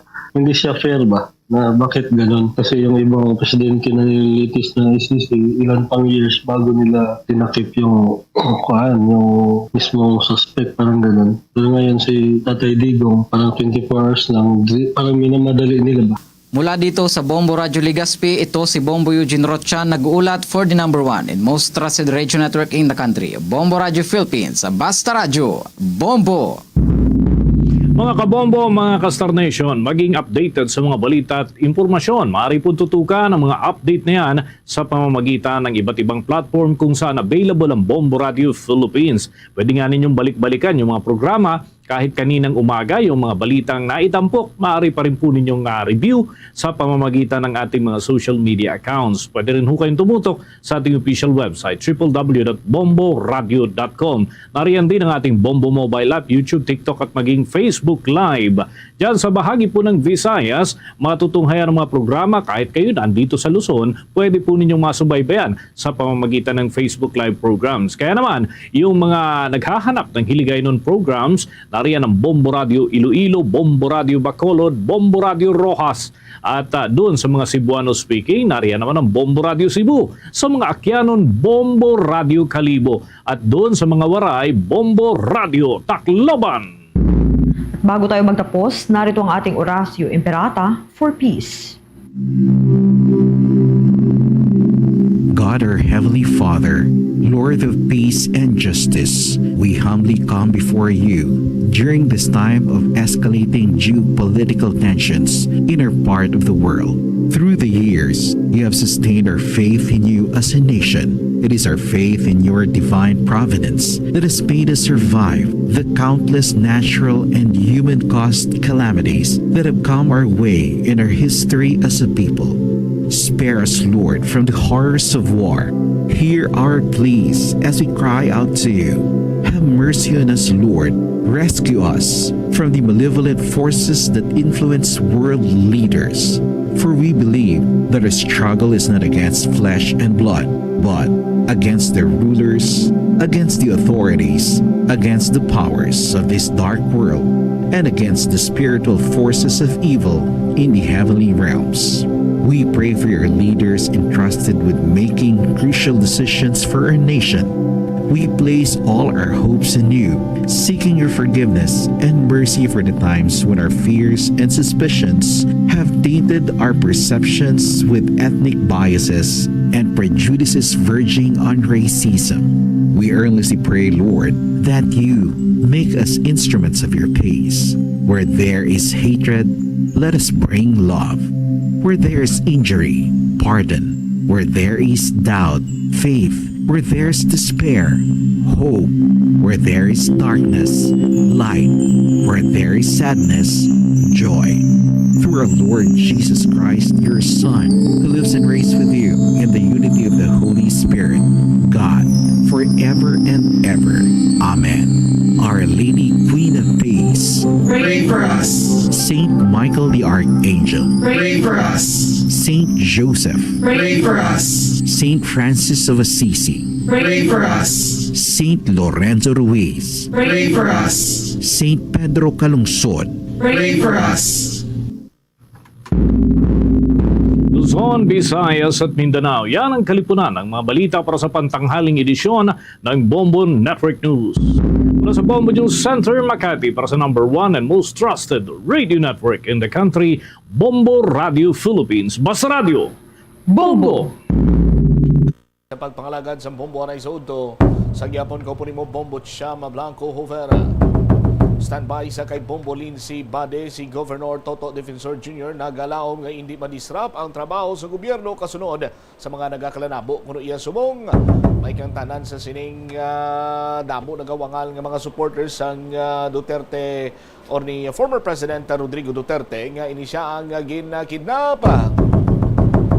May mga movement karon pilato sa pagtipon-tipon, mostly mga supporters sa nga anay presidente. Pero hambal sa gobernador, hindi na diya makaapikto sa aton. Check na ba si Bombo Lindsay, Buddy Bombo Lindsay sa report. Please go ahead. Bombo si Iloilo Governor Arthur Defensor Jr. nga hindi ma-disrupt ang trabaho sa gobyerno kasunod no sa sining mga issue or ang ining natabo nga pagka-aresto kay anay President Rodrigo Duterte sa International Criminal Court. Apang gin-emphasize dari sang gobernador ang importansya sa due process samtang ati naga-focus kita sa mga pressing concerns man diri sa may bahin sang probinsya sang Iloilo. Suno sa iya bilang isa ka abogado, gina-recognize niya nga ang International Criminal Court kabahin sang aton nga legal system kag di dapat diri nakita niya nga timiyara sang due process sa bahin sang International Criminal Court Bombotsam. Ang gobernador apisar senino sa nangin pahayag niya highlight ya gidiri nga ti ang prioridad sa gihapon sang Iloilo nagapabilin sa mga issues subong diri sa aton sa probinsya. Ilabi na ang pagpakigaway batok sa dengue, ang ining tuman kay init sa panahon kag ang food security. Sunod diri sa iya madamo pa ya sa mga dapat trabahoon ang probinsya sang Iloilo kag ti masako ang probinsya sa pag-address sa sining mga issues nga nasambit Bombotsam. Sangin pamangkot man siya natuhoy if ever gid man kun mayara sang potential economic impact ang ining pagka-aresto abi sa aton nga anay presidente. Suno sa iya nagapanawagan diri si Governor Defensor nga magapabiling kita yung focus sa aton man nga responsibilidad nga kung sa diin hindi dapat naton pag-ialaw or pagpahanugutan ang ining mga kaangay nga mga sitwasyon or mga events nga nagakatabo subong nga disrupt ang aton nga trabaho kay ti ang apisar nga ti importante man ang ining issue sang anay presidente pero ti ang trabaho gidri amo ang pagpadayon suno sa iya sang pagserbe maniyaya sa mga tawo Bombotsam. Subungadaan madamo sa mga discussions and also mga perspectives man sa nagkalain-lain no nga mga tawo diri sa aton bisan diri sa Iloilo nagpabutyag man sang ilang stance mayara sa nagkalain-lain nga opinion nga ginapang share man abi especially online. So sunod diri sa iya gina-respeto niya ang tagsa-tagsa ka mga opinion Bombotsam kay ti may ara man ang isa kag isa sa aton sunod sa iya sang paminsaron kun ano man ra iyang ilaya nga panulukan kag pananawan sa sining natabo kay anay President Duterte. Pero siya nagapati nga manginpatas ang investigasyon sa International Criminal Court amo man no kun in kaso ti diri sa aton patas man yang aton kuno nga mga korte diri sa pungsod Pilipinas. Yari bala pamatian naton ang nanging pahayag ni Iloilo Governor Arthur Defensor Jr. I understand that it is from the ICC and as a lawyer I understand that now international law is part of our legal system. So we have to let the due process take its course.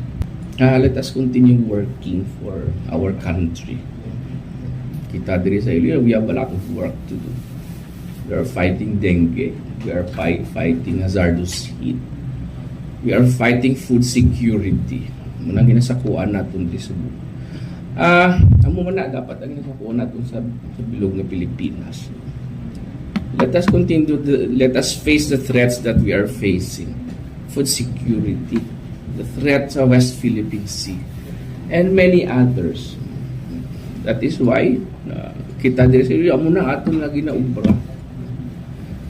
Nga trabaho kita. I know there is the former president is arrested and is now in the Hague in the ICC. But again, that is part of international law, which is also part of our legal system. Sa ibang pagtanaw, may economic impact, may pag-arresto sa susunod na president. I don't know that. Let's see how it plays out. But that's one of the work that we should do. We should not allow the political events like that and the politics of the country to disturb and disrupt our work. Tani wala. Kaya ang damo problema nga doon kasi manuwa. Kulang kita sa bugas. Threaten ng West Philippine Sea. We have a problem sa atong educational system. And many others. So I know that is a very, yes, I know that's a very important issue right now. It's ongoing. But kung ako yung pamangkot, that's what I want to do. To work so that it does not affect the job of the government in taking care of our people.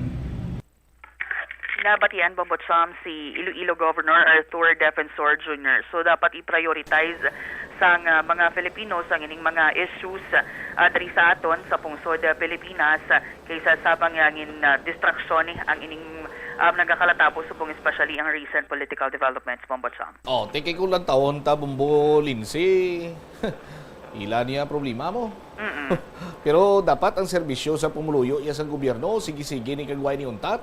Yes, oo. Amo gani ang saling sang gobernador dapat ang pagserbigit sa tawo padayon sa gihapon abisar nga ti amo ni naga katabo diri sa aton sa pungsod Pilipinas hindi dapat mangin distraction ang ining mga impormasyon kag kun ano mano ang nagakaratabo especially dito sa aton sa anay ki presidente sa may International Criminal Court Bombotsam. Pero karon may ara naman kun nagigad may ara sang mga picket or ning hublag protesta bala Bombotsam maging patigayon diri sa aton sa syudad sang Iloilo. Karon may information nga naglabot sa aton nga may ara naman sang ining pagtipon sa mga supporters ni Anay President Duterte diri sa may Freedom Grandstand diri sa aton sa syudad sang Iloilo. Ang ila diri nga panawagan pabalikon papulion ang Anay Presidente Bombotsam. All right. Ini si Bombo Lindsay Ermitanio Bade para sa the number 1 and most trusted radio network in the country, ang Bombo Radio Philippines, Basta Radio. Bombo! Salamat kida Bombo Lindsay Bade. No offense meant sa magtimbang siningabahin.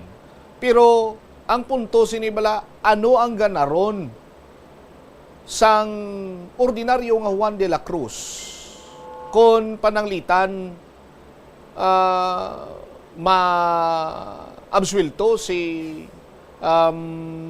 former President Rodrigo Duterte. Ano man yang ganaron sa ordinaryo nga Juan de la Cruz nga isang kahig isang tuka kung ini siya ang mapamatmatan sining guilty. Ang may ganaron lang si Nadri kung mag-guilty siya ti. Siyempre, granting for the sake of discussion, amo to ang mga tawo nga biktima sang extrajudicial killings. Pero tiya mo nilang malaton nga may ara man kita sang korte. Yan nung natabo sila nila nung pagpangusisa sa aton sining nga korte. Kung ma-absuelto, sinong maganar sini? Sa aton sining nga mga kabumbo. Ti ang kampo sa mga Duterte. Sa aton sining mga koturan. Sila man lang ni gyapon nga mayara sang utok pamulitika. Amo niya ang nagaganar kag mga interes man lang sininilang ginapaminsar nila.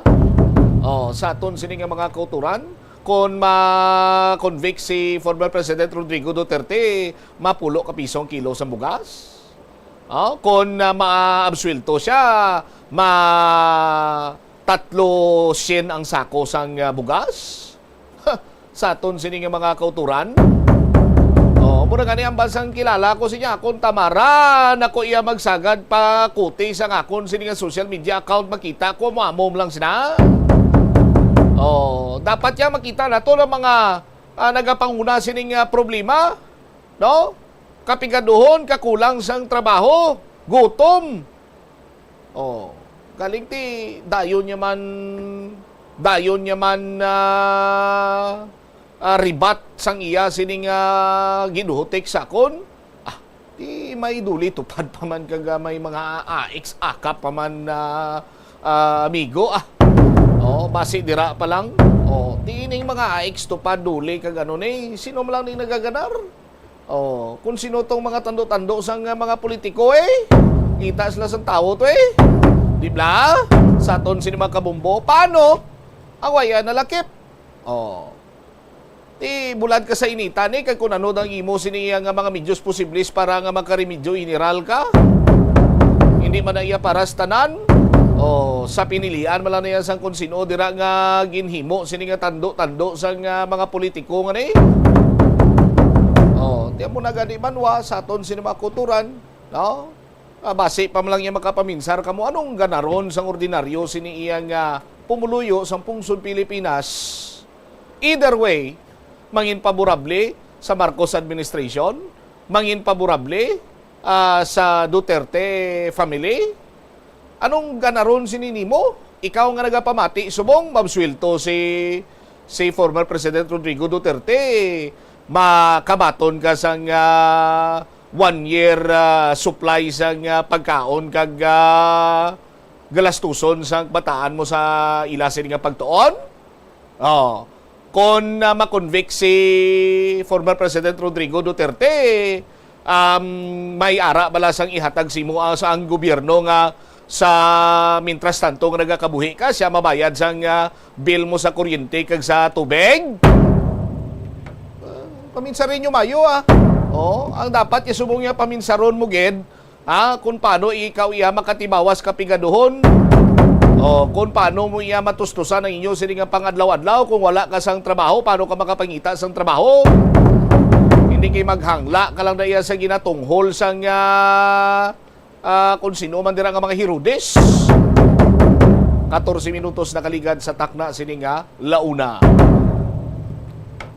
Duga nga mga balita, si Councilor Cabaluna nagapating hindi ko mangot ang natabo kay PRRD or former President Rodrigo Duterte sa posibilidad nga magdamo pag ng illegal nga droga diri sa syudad sa Iloilo. Why pa niya din dahom, nagligan pa nga mga tinuig kagawad Cabaluna, sir. Lantawa bala ang recovery sang City Drug Enforcement Unit, Provincial Drug Enforcement Unit, kag sang Regional Police Drug Enforcement Unit kag sang PDEA. Lantawa bala ka dako sang kantidad nga recovery sini nila. Bombo Angel sa report, please go ahead. Bombo Cham ang chairman sang Committee on Police Matters sa bahin sang Iloilo City Council nga hindi makonect kung wala sang posibilidad nga makonect ang natabo sa kay former President Rodrigo Roa Duterte sa posibilidad nga liwat nga pagdamo sang drugs diri sa bahin sang syudad sang Iloilo. Sa aton pagpakig-angot kay Councilor Cedfrey Cabaluna, ang chairman sa nasambit nga committee, bayag ng pahayag nga very visible ang ginaobra nga mga tikang sang kapulisan sa pang-kumpiskar sa mga drug operations para nga makuha madakop abi ang mga nagabaligya sang illegal drugs, Bombo Cham. Suno sa iya nga bisan sino ang yara sa ibabaw or national government, ang importante ang ginaobra nga function sang local government unit nga ilang stand batok sa illegal drugs kag sa pagsuporta sa mga kapulisan, Bombo Cham. Suno kay Councilor Cabaluna, dapat hatagan sang focus ng gobyerno ang ginatawag nga rehabilitation sang mga nagkaladakpan sadto nga nagagamit sang illegal drugs kay do nagagwa diri Bombo Cham kalabanan diri sa ila kadamo kuno sang wala na-graduate kag wala gin patapos ang ila rehabilitation kag nagbalik naman sa daan nila nga buluhaton kag ginalantaw niya nga posible gid man Bombo Cham nga kasi gituod nga nagasulod diri ang mga illegal drugs sa Iloilo City, pero sige man ang ginaobrang operasyon sang kapulisan nga ginasunod nila bala Bombo Cham kung may mga nagasulod din man tuod halin sa mga naglain-lain nga mga port or entrances pakadto diri sa Iloilo City. Sigin man ang mga bypass operation kag sa pagkamatuod milyon ang gakakuha sang mga kapulisan. Agin pamangkot si Councilor Cabaluna, dapat gid man bala maalarma ang pumuluyo or may dapat kaalarmahan bala bala bumbot siya mambal niya mas maalarma kita nga mga pumuluyo kun wala asang ginaobra ang kapulisan pero tikitaan taman nga grabe ang ilang atikang para sa amo sining advokasya man bumbot siya kag di dapat kuno mabalaan sang kapulisan kung di nagahalin gid man bala ang ining mga illegal drugs nga nagapasulod kumbaga dapat sa babaw gid hindi lang ang mga normal nga mga pushers kay users sa idalom kundi ang source gid dapat kuno ang atunan sang kapulisan nga madakop gid ya bala bombot siya kay ti diri akong sa Iloilo City based man sa ilang meeting sa Peace and Order Council wala man sang laboratory nga diri ginaobra abang illegal drugs diri sa bahin sang syudad sang Iloilo. Pamatyan ta bala ang kabahin diri sang nangin statement man ni Iloilo City Councilor Cedfrey Cabaluna sa aton interview. Bomboy based sa mga reports yung nabato naton. We sat down sa aton nga Peace and Order Council recently. So, and Drug Abuse Council nato naraman kita. Nag-report sila nga may mga apprehensions and confiscations lagko. No? So, in fact, credit naman ang PNP sa mga operations nila nga kakadakpan ni mga personalidad involved sa pagbaligya sa droga. And at the same time, lagko ang mga amount ng mano nila. If it reflects the drug supply on the ground, that's another thing. No? Siguro ang aton nga i-address dako gid is to attack it sa aton source. I-address ta ang pag-rehab kag pag-bulig sa aton mga naga-dependent or mga substance abusers para nga mag-ayo sila, marehab sila, hindi na sila magbalik sa pagbakal sang illegal nga mga droga pareho sila. So, these are areas that we need to focus on, ang rehabilitation, ang programa, and at the same time, continuous operations and enforcement sa aton kapulisan. Pero, attorney, nagapati ka nga, nagadamo ko na, sir, ang pasulod sang illegal drugs diri sa Iloilo City, sir? It's possible. Ang data lang gid available sa aton is the millions of confiscations during drug operations, no? So kung may gina-confiscate na, buot sila ara na siya tani ibaligya na siya tani. The intention is paggamit sa mga mga nag-addict sa droga. That's why ara siya. Pero whether or not ari na di or nagbaagi lang or dalon man sa ibang nga parte sa panay, that's another thing. No? So we don't have that kind of data. Ang aton lang diri lang ta mabase sa available nga data naton nga kadlagko sa mga confiscations sa aton kapulisan kag PDEA sa ilang mga operations. Okay. Is there something, sir, nga dapat ika-alarma sang mga taga-syudad sang Iloilo with your observation abi sa amo sini, sir, despite abi nga grabe ang operation sang kapulisan against with illegal drugs, councilor? Well, on both sides, nang bamba mo man gani nga mayo man kay grabe ang efforts sa aton kapulisan to curb criminality, especially drug abuse or the selling of illegal drugs. So I think on top of the situation man ang aton kapulisan, in the reports, they're able to track all this supply and able to operate this mga kung sino man na nag-engage sa mga illegal ng aktibidad. No? So, as a cause for alarm, mabaltaguro nga muna kung wala efforts sa aton kapulisan. So far, kita naton nga ara sila and may mga apprehension sila. We have full trust and confidence nga they're on top of the situation and we are able to address ining sindikato nga engage sa selling sa illegal nga droga. Yes, tiyan mo na kung nga ginalantaw nga areas we can improve on ay ang enforcement. Ara na naya sa inugbaligyanan, may lang nadakpa naton. Pero mabalanta dapat kung diin inigahalin paano ni gasulod sa aton syudad. Based on report, wala man di laboratory sa aton. So, but sila yung ginapa, gasulod na coming from somewhere. Either sa through our ports and through our airports, no, ginasmagol nila pasulod diri. So, that's one area that we could work on. Ikadua, we need really to rehabilitate, no, ang mga tao nga na-addict or nag-engage sa use of illegal drugs. Ay para madula man ang demand for it, ma-minimize natin ang demand for it, mapadala pa di bala sila sa droga kung wala di sa pamakal, no? So these are areas that we can work on, especially in the past, no? I'm still waiting for this data kay based sa akon mga nabalaan ng mga nag-submit sa rehabilitation, kadamo silang either wala ka graduate or wala na nagpadayon. no, ti base many of them returned naman sa ilang kalakalan or sa ilang ginobra. So that's what we want to avoid. Kiti ato natunani sila, nag-surrender sila, naparehab sila kung nakayo na natin nabuligan sila tani magbalik pag magmayo. Wala na nitani sila sa liwat gamit, no. So may muna, these are things, areas that we could work on, hindi lang sa enforcement, kundi looking at where the supply is coming from and addressing, no, yung mga individuals that are ang mga users, no, sa mga illegal na drugs, kung pwede natin sila mabuligan bilang mga substance abusers, then we can have some impact in terms of addressing supply and addressing the demand for it. Attorney, recently, sir, knowing former President Rodrigo Duterte was like nakadto sa ICC ang iya kuno, sir, nga case, and parang may iban nga mga standpoint nga nagambal nga it will promote sang parang ang drugs kuno, sir, mangin rampant naman because of this move, counselor. May mahambal ka about this one, counselor? Well, what we can say, dahil lang sa syudad sang Ilo, wala kita, hindi naton ma-connect nga kung ano natabo sa aton anay presidente. Liwat naman magdamo ang droga or mga nagabaligya ka na gamit sinino. Kay balaan ko, based sa last 3 years, kundiin ako isa ka public official, sige-sige man yung efforts, no, nga intensify paganing efforts naton to address the problem of illegal drug trade, no. So ang aton mga kapulisan gina-empower naton by providing them with facilities, may bago nga mga police stations, bago nga mga salakyan, bago nga mga gamit para magamit nila sa pag-address ang mga problema, and we extend all kinds of support for them nga ginapangayo nila in terms of their operations, no. So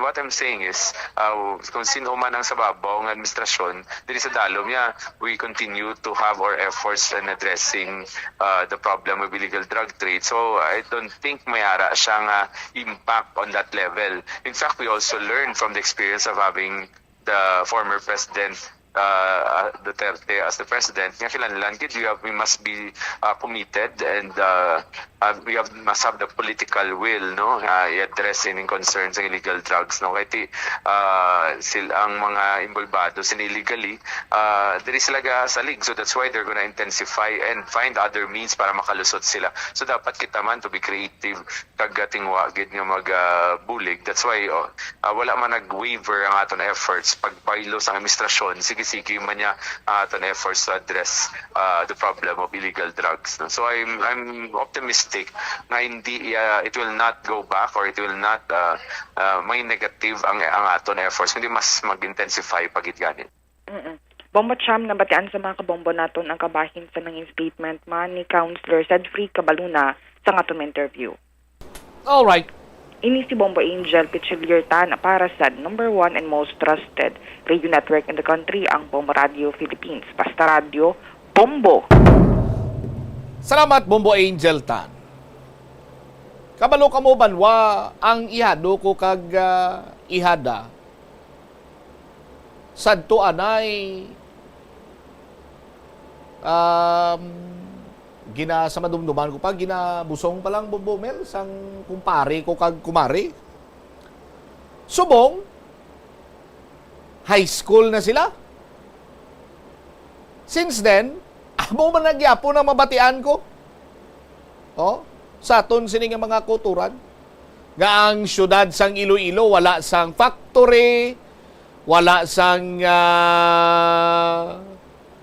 ginalutuan, wala diri sang lugar nga ginahimuan sang ginalutuan sang illegal nga droga, ginapasulod ang diri sa aton, pinaagi sa amusini amusan to. Liwat-liwat nga mga whereases nga sa kalawigon, sa nagligad nga tsimpo, muna gani ginapanggid ko sa edad sang iado ko kag iada, sadto ginabusong pa lang, subong high school na, amo man nagyapon ang rason sa aton siniyang mga opisyal sa gobyerno. Kay kumo, nagasulod sa gyapon ang illegal nga droga. Partikularmente kung pag-istorya naton sa syudad sa nga Iloilo, kay alagyan kita diri kuno. Tiyang pamangkot sini Banwa, anong ginhimo sa ngaton sini mga opisyal sa gobyerno? Kung amo sinang ila sini iya nga natumod nga ginagyan sa illegal nga droga agod nga maglapta diri sa aton sini iya nga syudad. Kag sa probinsya. Di ba? So parang nahimo sini nila istorya kores-kores. Kung ining mga istorya kores-kores, sarang ko lang mahimo nga matig-a nga bagay, tinipon ko na ni kagin pang lapdos sa tangkogo sa mga bulay og sining opisyal sa gobyerno. Nga liwat-liwat kang makatalaka nga sahi isang rason kung nga padayon sa gyapon nga nagasulod ang illegal nga droga sa aton. Oh? Di ba? So kung mo sina ang sitwasyon Banwa, ako nagapati ako iya nga hindi ina makasulod or hindi makasulod ang illegal nga droga or hindi magdamo ang illegal nga droga kung mismo ang ato na iya nga gobyerno sa pagpanguna sa mga opisyales sa aton sini nga gobyerno, no? Ang magapugong or magapangindi sa pag-eksister sa illegal nga droga diri sa aton. Partikularmente sa pangkabilugan sa pungsod na Pilipinas. Oh. Tinga abumbot sama mo man sinasagyapon na binagakatabo. Oh. Some people in the government no, has something to do sa sining illegal nga droga. Hindi lipod sa ibalo sa mga kabumbo naton nga may pipila ka mga matag-as nga opisyal nga ti nagapayong kag nagaakto as protector sang illegal nga droga. Kay kung wala sa mga matag-as nga opisyal nga nagapayong o nagaakto as protector sa illegal drugs, kung wala sa may nagagandar nga mga matag-as nga opisyal sa illegal drugs, kag maghambal sila nga hindi iya gusto namon dire diin nya jis nga mayara sa illegal nga droga diri sa aton. May pipila pero jutay gamay lang. Kung sa mga kilala ko pabla juts lang. Ang mag-eksister siniguro Banwa diri sa aton sini nga pungsod. O galing kiti amo na ina mo. Amo na ina ang nangin kanser sa aton man sini nga gobyerno. Kay may mga nagapungko dira sa mga matag-as sini iya nga pwesto, no? Gin-ilihir man o kung ginpang-appoint man, ginpang-appoint, no? Nga ang ginasandigan sini nila sa aton sini nga mga kabumbo kung hindi narco money, narco politics. Di ba? Sa aton sini nga mga kuturan. Ari por ehemplo sa aton sini nga mga kabumbo. Pamilyar kamo sa kay Joaquin El Chapo Guzman Luera sa aton sini nga mga kabumbo. Kabati na kamo sinasaya sa aton sini nga mga kauturan. Ti ano malang ni Sil Chapo man? Ano malang ni siya? Driver malang ni siya sa isa ka cartel boss sa aton sini nga mga kabumbo. Dito ya sa may Mexico. Kunang kilala ko pa sa Mexico. O galing ti ambisyoso man, kagusto yaman niya magdamo ang kwarta, nagdiskarte. Kag pagdiskarte ya sini Banwa, tubtob sa pag-utod naton sa tuman kalawig sini iya, nga istorya, siya ang nangin leader sang drug cartel sa Sinaloa, Mexico. Paano mag-thrive ang business ni El Chapo? nakakonek siya sa certain Conrado Higuera Sol. Sa aton sini nga mga kabumbo. Nakakonek siya kay Conrado Sol. Ti si Conrado Sol ni ano ni siya, isa ka Mexican lawyer, no? Kag politisyan, kag nagtaas ang iya siniya nga posisyon, nangin miyembro sa nga Mexican Congress, no? Dito iya sa Masatlan from 2000 to 2006, nangin Secretary of Public Security from 2000 to 2011, nangin Secretary of State from 2012. Ti siya ning naga-provide sang proteksyon. Sa kay El Chapo, sa aton sini makabumbo, bisan ano kapakig-away sang Mexican government, kay adlaw-adlaw wala naganubo sa sien ang mga ginapangbitay, ginapangtutdan didto nga mga durugista, ayahay iyang negosyo ni El Chapo sa aton sini makabumbo. Bangod nga ti may liabi sa bangod nga yara si Toto Conrado Sol. Sa aton sini nga mga kulturan. And there was a time nga do mapikiti si Conrado Sol. Tingin ang bala niya si El Chapo sinya partner. Itumok na bing pila mo ka grupo no medyo dako-dako man bla padakop-dakop talang anay. Para nga may accomplishment man kamo sa para may accomplishment pa ng amon siniyang law enforcement. Sounds familiar? Do nga katabo man sa pungsod Pilipinas? Dakop ang isa ka dako nga paksyon to sa nga karteles ang sinaluwa.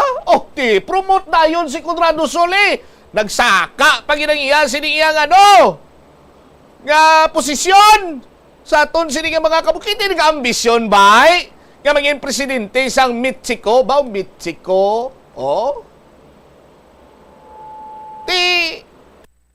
Sila to naga-exchange sang ideas.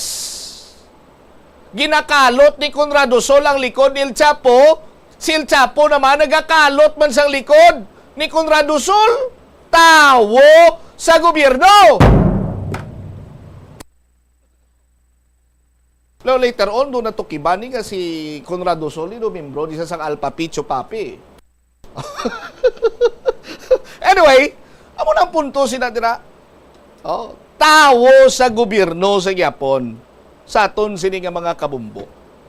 Amo sinabanwa nga hindi dali-dali. Nga mabuhinan or even mapapas ang paglaptas ang illegal siniya nga druga. Amo na balagambal sila niya ti i-rehabilitate ni tapagraduaton tagid amo siniya musadto mga user kay ti sino baligyaan nila kunway na sang may mabakal. Ang nami pagi nga punto bala nyo kung anong ibaligya nila kung wala sang supply. Di bla? Din mas nami may naga-exister siniya nga illegal drugs. Nga customer ang ginapangita or wala gid iya sang illegal drugs sa aton sini nga mga kabumbo. Sabi, amo sinabanwa, nga ang mga nagasunod sa aton sini nga henerasyon mga polang kung may mga tawo sa gihapon sa aton sini iya nga gobyerno nga konektado sa illegal sini nga droga, nagapayong, nagaproteher, nagaganar, naga-income, lilintukin siya. Ara man na sa gyapon sa aton sini nga mga kulturan. Maga-eksister man ina sa gyapon ng illegal drugs. Bisan pulo pa siguro ka Rodrigo Duterte. Basta may ara pa yan sa gyapon ng mga kaparintihan sa mga iho ni Kanggaro ni nga mga nagaganar sa illegal sini nga droga sa gihapon banwa, malapta ang illegal nga droga. Amo na siling nila nga ti ang inyo binga ginapang dakop din sa mga law enforcer naton, no, law enforcement agencies naton, ay yun na ginapang dako, pibi, mga sanga-sanga lang mo. Why not kadto kamo sa puno? O, kagamotong pang tapson nyo, matapasan niya, general ang isa ka mataas paginsang sa iya nga posisyon? Diin nga, Jis. O, sa damgo mo guroy, istorya mo na pagkabuas. Do amo-amo sinanggwa niya.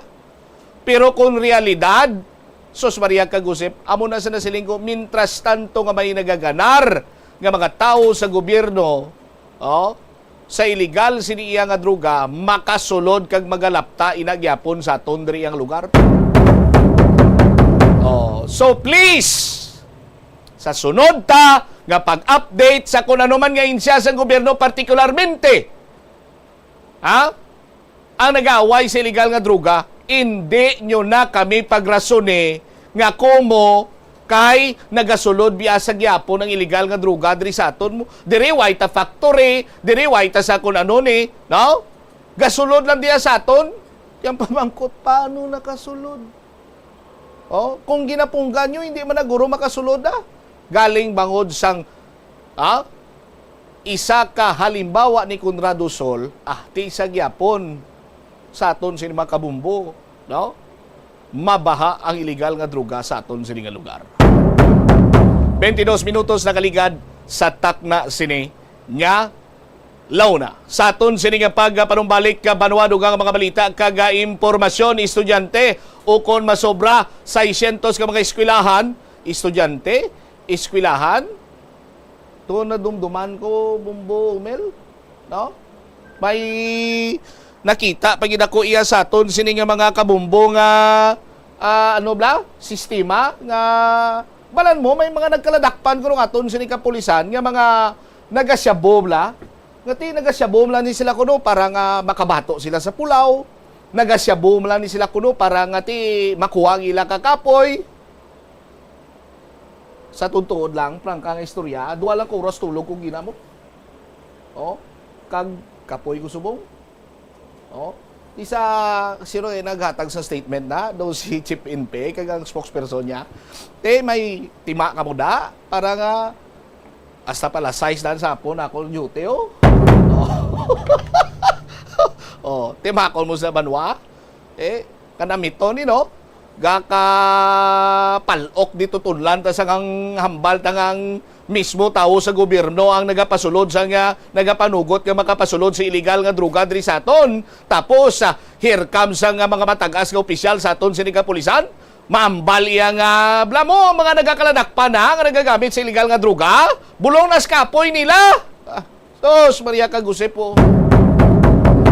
Pagbalik naton banwa, masobra 600 ka mga eskwelahan sa Western Visayas nag-shift sa modular learning kag mga elementary students sa bituon haro ginbuhinan ang ila sini iyang kalawigon sa ila sini nga klase para kuno sa hindi sila maglawig nga magtiner, no? Bangod sang kainit sang tiempo diri karon sa syudad sang Iloilo. Balikan tayo ni matapos ang pila ka importante nga mga panumdum-oras. The Farmers Bazaar, your traditional public market with the touch of Plazuela Dos, ang isa ka lugar nga gintukod sa tion kag sa kasagsagan sa COVID-19 pandemic nga may tinutuyo nga maghatag sa imo sang safe marketing experience. Subong nga ang COVID-19 hindi na gid man dako nga pamahog kag nagapakadto na kita sa next normal. Rest assured nga ang Farmers Bazaar will further evolve agud nga magpadayon sa paghatag sa inyo sing satisfying marketing experience. The Farmers Bazaar sa lower level tara na pahamtang ang fish, poultry kag meat section para naman sa inyo mga kinahanglanon nga prutas, utang kag iban pa, magbisita sa upper level pinaagi sa paggamit sa hagdanan o kon sa pagkadto direkta sa parking lot. The Farmers Bazaar, your traditional public market with the touch of Plazuela Dos. Plazuela de Iloilo, Billboard of Activities for March 9 to 15, 2025. Rock and many of your favorite pop songs ang saliwat nga maging inyo sa Marso 15, Sabado sa Concert at Plaza. Kaupo ng Rock Station Band, kicking off alas 6 ng gabi. Sa tion sa musical show, napulo ka mga matahom nga plaswala di Iloilo, special edition mags kag madamo pa nga iban ang igaparafol sa mga suki sa plaswala di Iloilo. Sa Marso 16, Domingo, ginaagdang tanan nga mangin kabahin sa Eucharistic celebration nga pagahiwaton sa Latolda sa mga adlaw alas 11 sang aga. Sa tion sang Holy Mass, ipangamuyo naton sa Ginoo that we will always remember nga sa kag sagit lang ang nagaisahanon nga true source sang kabakod nga aton kinakinahanglan to deal with life's challenges. Plus wala di Iloilo, we remain to be one with you in the common hope for a better community and a progressive country in 2025. Paano bala magpain sang basura sa Panimalay? Magpreparar sang separado nga suludlan para sa wet kag dry kitchen waste. Magpreparar sang duha ka mga suludlan para sa dry waste sa bilog nga balay, isa sa plastic kag isa sa papel. Ibutang sa isa ka suludlan ang mga bagay nga pwede pa magamit liwat ukon mabaligya kag ihaboy naman sa gwa sang puluyan pakadto sa basurahan ang mga wet wastes. Makakinot kag makakwarta ka na, makabulig ka patipig kag sa katinlo sang imo palibot. Panugyan na rin sa eksperto kon kwarta ang paghambalan. Apesar limitado ang imo abilidad nga mag-invest, ang gamay nga contribution sa investment accounts ang makabulig sa imo nga maggamit ang earned money nga maka-generate sang dugang nga income. Ikonsiderar ang pagbukas ng retirement account o kon iban nga investment account. Ini nga pahanumdom ang ginadulong sa imo sang the number 1 and most trusted radio network in the country, Bombo Radio Philippines. Basta Radio Bombo! Yari ang mga simple nga pagiagon makakinot sang tubig. Hindi mag-shower o kon maligo sang malawig. Sa sulod sang Panimalay, kalabanan sang tubig ang ginausar sa pagpaligo. Nagalabot sa 24% sang tubig sa Panimalay ang natigana sa pagpaligo sa mga miyembro sini. Ang pagpanubo sang tiyempo sa pagpaligo sang 2 ka minutos ang makabuhin sang 30% sang ginakonsumo nga tubig. Maggamit sang shower timer o kon mag-set sang alarm sa imo cellphone kag ilimit lamang sa 4 ka minuto ang pagpaligo. Kung nagagamit sang shower kag nagahulat pa sa pag-init sang tubig, saluda sang balde ang nagailig nga mabugnaw nga tubig kay sarang paining nga magamit. Kaunta sang La Paz Batchoy. Ang Iloilo ang kilala bilang home of La Paz Batchoy. Mahimo kagid nga maglibot sa Iloilo, mag-food trip, kag ikaw mismo ang maghusgar kung ano ka namit ang La Paz Batchoy. Pwede mo gid ma-enjoy ang La Paz Batchoy nga may pandesal kag puto. Butangi man sang gamay nga paminta kag patis ang sabaw. I-mix sang maayo, kag enjoy. Kung kulang pa kag wala pa nabusog, pwede gid nga magpadugang sang sabaw. Kunyara ikaw sa simbahan, importante ang pag-practice ang good manners and right conduct bangod lugar ini sa pagtuo. Sa sulod sing simbahan, makita ng mga tawo nga malinong bangod sa pagtahod sa sagrado nga lugar kag sa iban nga tawo nga nagasimba. Yari ang dapat himuon kung magpadulong o kunyara sa sulod sing simbahan. Magsuksok sang formal nga bayo kung magsimba. Likawan nga mangin kaswal o kung magsuksok sang revealing nga bayo. Magpadulong sa simbahan antes mag-umpisa ang misa bilang pagpakita sang respeto. Apang kung late na ang imo pag-abot, magsulod sa simbahan sang malinong kag magpangita sang purungkuan nga wala sa may nagkakatublag nga iban. Mangin mahipos o kung sa maghambal sa manubo lang nga tono sa sulod sang simbahan. Hindi pagdisturbo ng ibang nga tao pinaagi sa pagchismis o kung paggamit ng cellphone. Magupod sa pagpangamuyo kag pagkanta.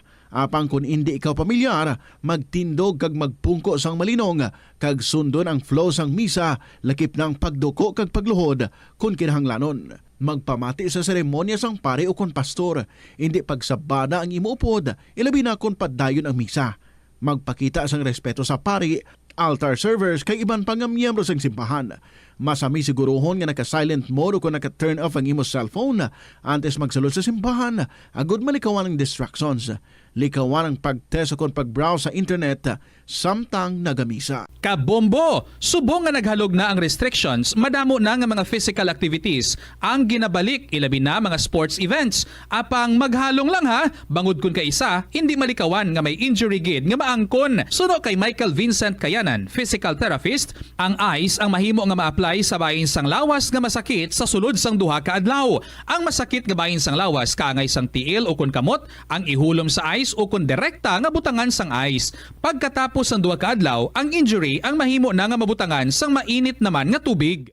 Paano ipabilin nga matinlo ang ginakaon nga mga prutas kag utan? Dapat nga regular ang paghugas ng kamot nga may habon sa sulod sang 20 segundos bag-o kag pagkatapos mag-uyat sang anuman nga butang. Hugasan sa maayo mga prutas kag utan gamit ang tubig bago ini kaunon o kun isimpon sa ginaluto nga pagkaon. Likawan nga maggamit sang habon o kun bleach o kun anuman nga kemikal sa paghugas sa mga ini. Lutuon sa maayo ang mga utan agod mapatay ang mga mikrobyo nga nagatapik diri.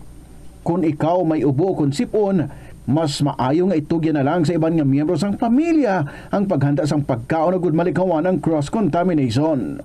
Ini nga pahanumdom ang ginadulong sa imo sang the number 1 and most trusted radio network in the country, Bombo Radio Philippines. Basta Radio! Bombo! Isa ka panugyan para makasave ikaw sang kwarta amo nga balon ikaw sang imo kaugalingon nga pagkaon kag tubig. Kung magpadayon ikaw bakal sang lunch o kung mag-order, natural nga salampaw-sampaw gidi ang imo nga balayran. Ang kalabanan nga restaurant meals, take note, unlimited man sa... Radyo Iloilo, Philippine Standard Time, 47 minutos na nakaligad sa takna sa Lingalauna. Balik diri sa pagpangalagad sa bombohanay sa udto sa gyapon ko mo Bombo Chama Blanco Hovera. Isa man sa mga concern naton karon ari pagino mga concern taniyo parte sa padayon nga pagtaas ang heat index yung apektado sa mga learners naton. Ti mga amo kung tani ning palaligban sa aton sa mga opisyalis ang gobyerno sus Maria kagusip. No? Gusto ta man bala nga mag padulo man kita bala sa gusto ta pag-asinso? Ti paano kita kro maka-asinso kung ang mga next generation naton sa aton sining mga kauturan hindi iya kay mga leaders, puro lang yung tanan niya workers. No offense meant, but but ko silingon bala dati kung sa una pa lang nga pagpundasyon sa edukasyon mas maayo kang ginahatagan sa nagakigo nga pagtamod sa aton sining opisyalis ang gobyerno kundi may madamo kita nga mga professional nga ma-produce. Engineers, doctors, lawyers. Basyas na sa ulihi, makaproduce kita bumubel astronaut. Di paano pag astronaut? No? For example, abi paano mag-astronaut ang akon yado kag yada kay magpaang gani kag magtuman kay init ti cancel yung klase. Atos bituon to. Imbes nga 30 minutes sila klase mo ng 15 minutos. Check ta si Bombo Paulina Piliora. Bombo Pau sa report, please go ahead. Bombo Chama, sobra 600 na ka mga eskwelahan sa rehiyon ang nag-shift sa alternative delivery mode o kon ining ADM bangod man sa mainit nga tiyempo. Bombo Cham, sa atong diriging pakikangutan ang spokesperson sa Department of Education Region 6 nga si Mr. Hernani Esquilar Jr. Iyagin payag diri nga base sa latest data 5 ka division sa rehiyon ang nag-cancela sang klase, particularly ang diri ang Bacolod City, Himamaylan City, Kabangkalan, Negros Occidental, Silay City kung sa diin 381 and 1,415 learners ang apektado, which is 458 diri ang nag-self-learning modules. Iniba lang mga module nga ginadala na lang bala pauli. Bombocham, ansiran sining mga learners, ang mga estudyante. 93 ang hybrid learning. Kung sa diin nga amuning naga-eskwela kung aga, may modification of class hour schedule. Amo itong na-mention mo kagina nga tag 15 minutes lang. And later on, mapauli ini sila. Then may ansiran man nga mga modules. Kag may-ari maning dynamic learning program, 101 ini sila. So iban may nag-shift naman ini to virtual mga online classes. Bombocham, ang ini nga anunsyo, ang kung ang kanselasyon man ang ginanunsyo ng local chief executives o kung mga mayors, authorized person nga mag-cancela man sa klase sa nasambit man nga mga divisions kung sa diin nagalawig ini depende sa heat index man nga ideklara for a certain day, may ara dito sa nalawag naton kalima ka divisions, may ara nga isa tugtog duwa ka adlaw malang ang pag-cancel man nila sang klase as long as mabalaan man nila ang heat index ang forecast man sa amuna nga adlaw. May ara diri nga mga precautionary strategies man base man diri sa Department of Education. Ang pagmitigate bala depende sa eskwelahan kung paano ni nila masolusyonan o kung mahagan-hagan man ang mainit nga tiyempo. Kahapon to dito si Bombo Jomar man nga may mga kada eskwelahan o kung kada classrooms may nabot ang ini sila nga water dispensers kabulig do sa pag-hydrate man sa mga kabataan. Masubong man ang ventilation, buksan ining mga bintana para hindi mainitan ining mga kabataan man samtang nagaklase ini sila Bambatsyam kag miari ning modification of school hours kani nga na-mention naton, which is nga kung nagalawig ini sa isa ka oras ang ilang klase, himuon na lang ini siya 30 minutes o kun 15 minutes, then half day lang ini siya paulio ng mga kabataan depende sa ginpreparar nga contingency plan man sa kada eskwelahan. Kaga depende ini sa kada eskwelahan miara ini sila mga focal person o disaster risk reduction management focal person Bambatsyam. Sila ni ang nagamonitor sa mga day-to-day situation, tanaw no sa mga possible no o forecast ng heat index man for that certain day, i-report niya ini sa school head. Then ang school head amo ning ma-coordinate sa division. Pwede ni ang mga school superintendent o mga division superintendent i-coordinate lang man sa local chief executive kag sa DepEd man kag pwede na makadeclare man sang pag-shift into alternative delivery mode. So far, Bambatsyam, wala pa man may nakalabot sa may DepEd Region 6 sa public affairs nila nga may na-report ng mga heat-related incident man so far no as of this latest data nga ginpagwa man sa Department of Education Region 6. Sa dugang bala nga pagpahayagi pabati naton ang aton ng interview kay Mr. Hernandez Pilar Jr., ang spokesperson sa DepEd Region 6. Sa mga monitoring, may ara kita sang 458 ka mga schools nga nagamit sang self-learning modules. We have 93 nga nag-adapt sa hybrid learning and 101 nga nag-implement sang dynamic learning program which affected around 381,000 learners across the 5 divisions ng Region 6, which are the Bacolod City, Himamaylan City, Kabangkalan City, Negros Occidental, and Silay City.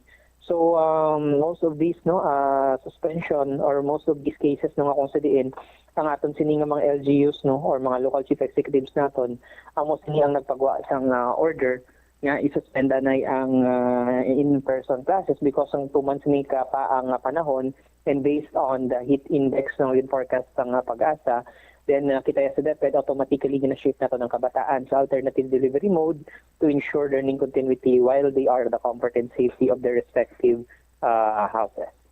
Sir, is this for a day lang yun ang mga pang-cancel nila sa klase or nag-ambal sila? Nang depende na siya sa aton sini nga mga local chief executive. So it doesn't mean na certain for the entire week in 381,415 gid naton ka mga learners ang affected. Rather may days na diri nga taga 1 day lang sila nga nag-shift to EDM, ang iban tag 2 days.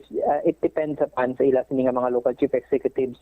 But we are maintaining the data kung pila sini ang ka mga learners kag schools in a certain week ang nag-shift sa EDM because of the extreme weather situation that we are into right now. Ang nakabutang sa aton sa nga memorandum nga kung sa diin may ara kita dara sang contingency planning nga kung sa diin gina-implement nato ang binatawag na yung precautionary strategies, which includes but not limited to number 1, modification of school hours. So ang mga 1 hour gin-shift nila to 30 minutes, pwede na siya for as long as ma-ensure nato nga padayon na pagtuon sa aton sa mga kabataan nga ma-reinforce ang ventilation system through amo nga ba mo kay na contingency planning. Pwede nga ma-reinforce nato ang aton sa ventilation sa aton sa mga classrooms, and at the same time maka-provide sa adequate sining hydration facilities para sa aton mga kabataan kag learners. Ang aton sining mga schools, they have DRRM focal persons nga naga-address or naga-assess ang situation from time to time.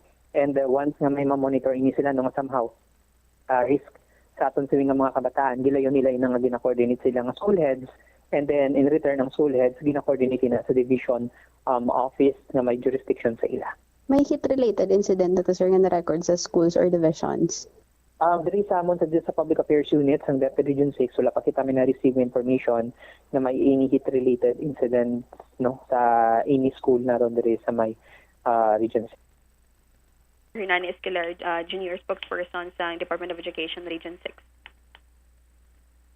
Alright, hasta sano, Bombo Pauline, ang ADM nga ni? Depende ni Bombo Cham sa mga school heads o kung local chief executive. Depende sa gihapon sa forecast nga heat index. So kung magalapaw na ini sa 40, hindi na lang gid no ma-shift na lang gid sa alternative delivery mode kay gina-allow man isang talatapan sang Department of Education Region 6. But usually, 1 to 2 days mga amo gina subong ang na-record pa lang based diri sa DepEd. Alright, himagamo sini Sus Maria Kagusip. Kada init na lang ya, puli na yun niya mga estudyante. Paano ni sila tuon maayo sini Bombo Pauline, no? Magluwas lang abi kung may nagatutok sa ila sa ining modular learning ani. Kung naara sila sa ila sining puluyan, di kung wala abi, ano na lang matabo sining sa ila? Exactly, Bombo Cham. Kaya amo ginahambal nga mag-coordinate gid bala sa mga teachers man. Apang kaya may iban man yung mga kabataan nga wala gid bala sa may nagatutok man nga ginikanan kaya nagaubra man abi. So amo ning medyo struggle kaya ang ning self-learning module do structured ini siya nga mga modules man ginadala sa mga kabataan kaya self-learning materials ini siya. Apang kaya kung mga elementary, Bombo Cham, kinanglan gid bala sa guidance man sang parents. Amo ning iban may mga modification man sang klase into imo na lang 30 minutes, 15 to 30 minutes. Focus na lang gid less ugtas na lang, Bombo Cham. Focus na lang gid kung ano ang leksyon kag wala na bala sang duro pa nga mga activities nga ma-provide man sa mga teachers. Kay kun why lang sang korupsyon abi sa aton sini nga gobyerno, matsyag ko air condition na niyang tanan sini nga bulutuan na Bombo Pauline sa mga public schools mo? Exactly. Maglibot-libot gani naton sa pila ka mga public schools. Hindi man bala tanan may mga puno bala sa area. So mga kabataan mainitan gid Bombo Cham. Kung mainitan, hindi maka-learn sang maayo, good life. Hindi maka-concentrate. Maka-concentrate. Kay hindi man bala makapamati kay ginot bala ang panahon. Kay mayo lang na iya kon mga adult na kay makasustener na iya bisan mainit, mapaang, gapramalhas na sila. Isa lang kabilog electric pan ang gatubang sa ilang atuman kay init ya, maka-deliver gyapon na sa ilang trabaho. Lain gid bala ang environment kung ara mismo sa eskwelahan, sa classroom ini kabataan. Kay kung ari niya sa balay bala komportable ini sila, do safe sila bala ara da bala ang na program sa utok nila nga safe sila kung ara sila balay. So ang focus man nila dumadivert bala Bombo Cham instead nga mag eskwela kung ara gid abi sa classroom mabalaan nila nga ara sila sa bulutuan, ara sila sa room nga kung sa diin maga-learn sila bala Bombo Cham. All right. Ini si Bombo Pauline Dimitilio Piliora para sa the number 1 and most trusted radio network in the country, ang Bombo Radio Philippines, Basta Radio. Bombo! Salamat kina Bombo Paulina Piliora. Hingagawon ko na lang balita ni Bombo Jomar Villa kay sa Bituon Haro, ginbuhinan kuno to sang 15 minutos ang ila sini iyang tagsa ka klase sa ila sini ka subject or tagsa ka subject. Timbis ka 30 minutes, 15 minutes na lang kada subject kuno ba? Sus Maria Kagusip. Gamay lang ang tsimpo sa mga bata para nga makatuon sa ila sini iyang leksyon kag makahangop sa kung ano man ang kaundan sa ila sini nga leksyon sa musin ang adlaw. Bombo Jomar sa report, please go ahead. Bangod sa sining latnagon nga mabatagan nga mainit sining panahon, especially diri sa syudad sa Iloilo, isa sa mga apektado karon ining mga estudyante nga ara sa sulod sang klasihan, bubutsam ko ni sila ang naga-eskwela, no? Kung basihan ang executive order ni Mayor Trenias na tinagamando diri sa tagsa ka mga principal sa mga eskwelahan diri sa syudad, na nga mag pagwa no sa ila sini nga pusulundan kung maglabot sa 40 degrees ang Celsius ang ining heat index kag masif naman sa modular kung makadangat man sa 42 degrees Celsius ang heat index, no? So ang isa diri sa may mga ginapatigayon sa karon nga mga measure amo ang Bituon Elementary School. Ako sa diin ginbuhinan no ang oras sa sining pagtudlo sa mga estudyante. Suno kay Ami Buenafe, ang principal sa Bituon Elementary School, ang isa ni sa ginahimo nila karon amo ang ginapanubo no ang oras sa pagtudlo sa mga estudyante. Sa una sa isa kuno subject na gadanga sa 45 minutes subong ginahimo na lang nila nga 30 minutos inbuhinan sa nga 15 minutos agod nga makopapan ang tanan sining nga subject kay akon mag-abot 40 degrees Celsius half day lang no ang ila sining nga klase.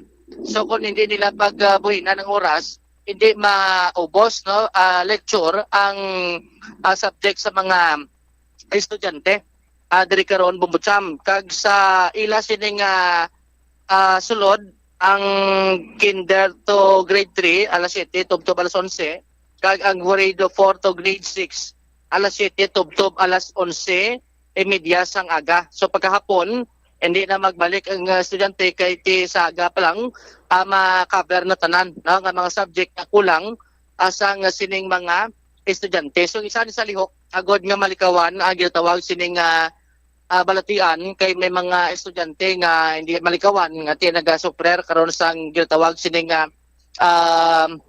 nagadugo ang ila sining ilong no may na-record na dilaan sa may bahin sa syudad sa nagligad sini nga tuig. Sige pa siguro man no sang principal nga hindi mapektuhan ang pagtudlo sa mga kabataan bangod sa gimpalikot sini nga oras ang isa la sinis panugyan na Bumbutsam no sa principal nga sa mga maestro hindi lang magugtas kay kisala wig padanang ugtas ni Ma'am kag Sir kumpara sa tudlo. Sa sidi sa sulod sa 30 minutos dapat akop apani pagi karon sa lecture sang maestra kag maestro sa estudyante. Si Ma'am Ami Buenafe, ang principal sa Bituon Elementary School. Diri sa Bituon Elementary School, nag-ubra kami sa amon nga school contingency plan. Based na siya sa executive order ging pasa ni Mayor last time regarding sa aton nga kung anong ubrahon sa school, kung magtaas ng aton nga heat index. So according sa executive order ni Mayor, pag 40 degrees na ang heat index, it's the discretion of the school heads mag-decide kung anong ilang ubrahon. So here in our school, we decided nga our learners in the primary, which is kinder to grade 3, ma-start kami sang amon nga klase at 7 o'clock up to 11 o'clock, up to 11 a.m. And then for intermediate naman, which is grade 4 to grade 6, ma-start kami 7 a.m. up to 11:30. Actually, shortened lang naman na amon na time for 15 minutes to cover up sang tanan gin nga mga subjects sa amon nga mga learners, pero wala sila ma-miss. And then the afternoon, nagahatag man kami sa mga activities sa amon nga mga learners nga pwede nila madala sa ilabalay and maubra man nila for the next day nga i-check namon. But if kun ang heat index mag 42 degrees na, mas-switch na kami sa modular nga modality which is based man nagyapon sa executive order ng pasa ni Mayor. Na-mention mo bang half day na lang kamo? Oo. Pero sa half day na makam up ang mga subject na puntahan sa hapon. Yes. Oo. Ginag-less lang kami 15 minutes for each subject. Makover man ang tanan ng mga ma-proceed na lang ang teacher sa gist gisang lesson, no? And hindi man ma-miss sa mga students gid ang ilang mga lesson. And kung may ma-miss gid man, may ginahatag kami nga self-learning modules, ang mga activities na siya ubra sa mga kabataan sa hapon, and for the next day gina-check naman na sa mga teachers. Ginasituit gid namon nga ma-continue ang learning despite sang mataas nga heat index naton, and gina-priority ginamon ang health sang amon ng mga learners as well. Jobs? Si Ma'am Ami Buenafe, principal sa Bituon Elementary School, Bumbutsam. Sunod sa tungdan, di man siguro mabudlay kit sa mga maestra, ito yung ginatudlahan sila nila, mga elementary students, no? Iban sini, di man gid magpaugtas, kag iban si Timotes makuno. Sa nga maestra, para tis labang matapos, kag makapapan, ang ila sila nga klase, apisar nga ginbuhin na inis nga 15 minutos, Bumbutsam. Pwede man sila guro maka-online class bala Bombo Jomar, no? Mga medios posibles kung ano dira sa aton sining mga kulturan. Pero antes kita magbuya, Bombo Joms, may nagapamangkot gidrio. Ang pamangkot yati kung ang klase suspend kung tama kainit, ma-half day lang kuno mga estudyante. Paano kuno mga construction worker kay direkta sila sa initan, pwede man sila kuno half day jobs? Depende guro sa ila sining sa ila sining natulbahan. Ang iban sining basi ko half day man sweldo. Wala na problema na. Anyway, salamat kid Bombo Jomar. Ini si Bombo Jomar Consumo Villa para sa number 1 most trusted radio network in the country, Bombo Radio Philippines. Basta Radio, Bombo. Salamat kid na Bombo Jomar Villa. Lapaw naman ko sa latin sa aton sining pagpangalagad. Anyway, standby na kamo sa kapon namang program. Masunod na kaupod sa kay Tita Regine.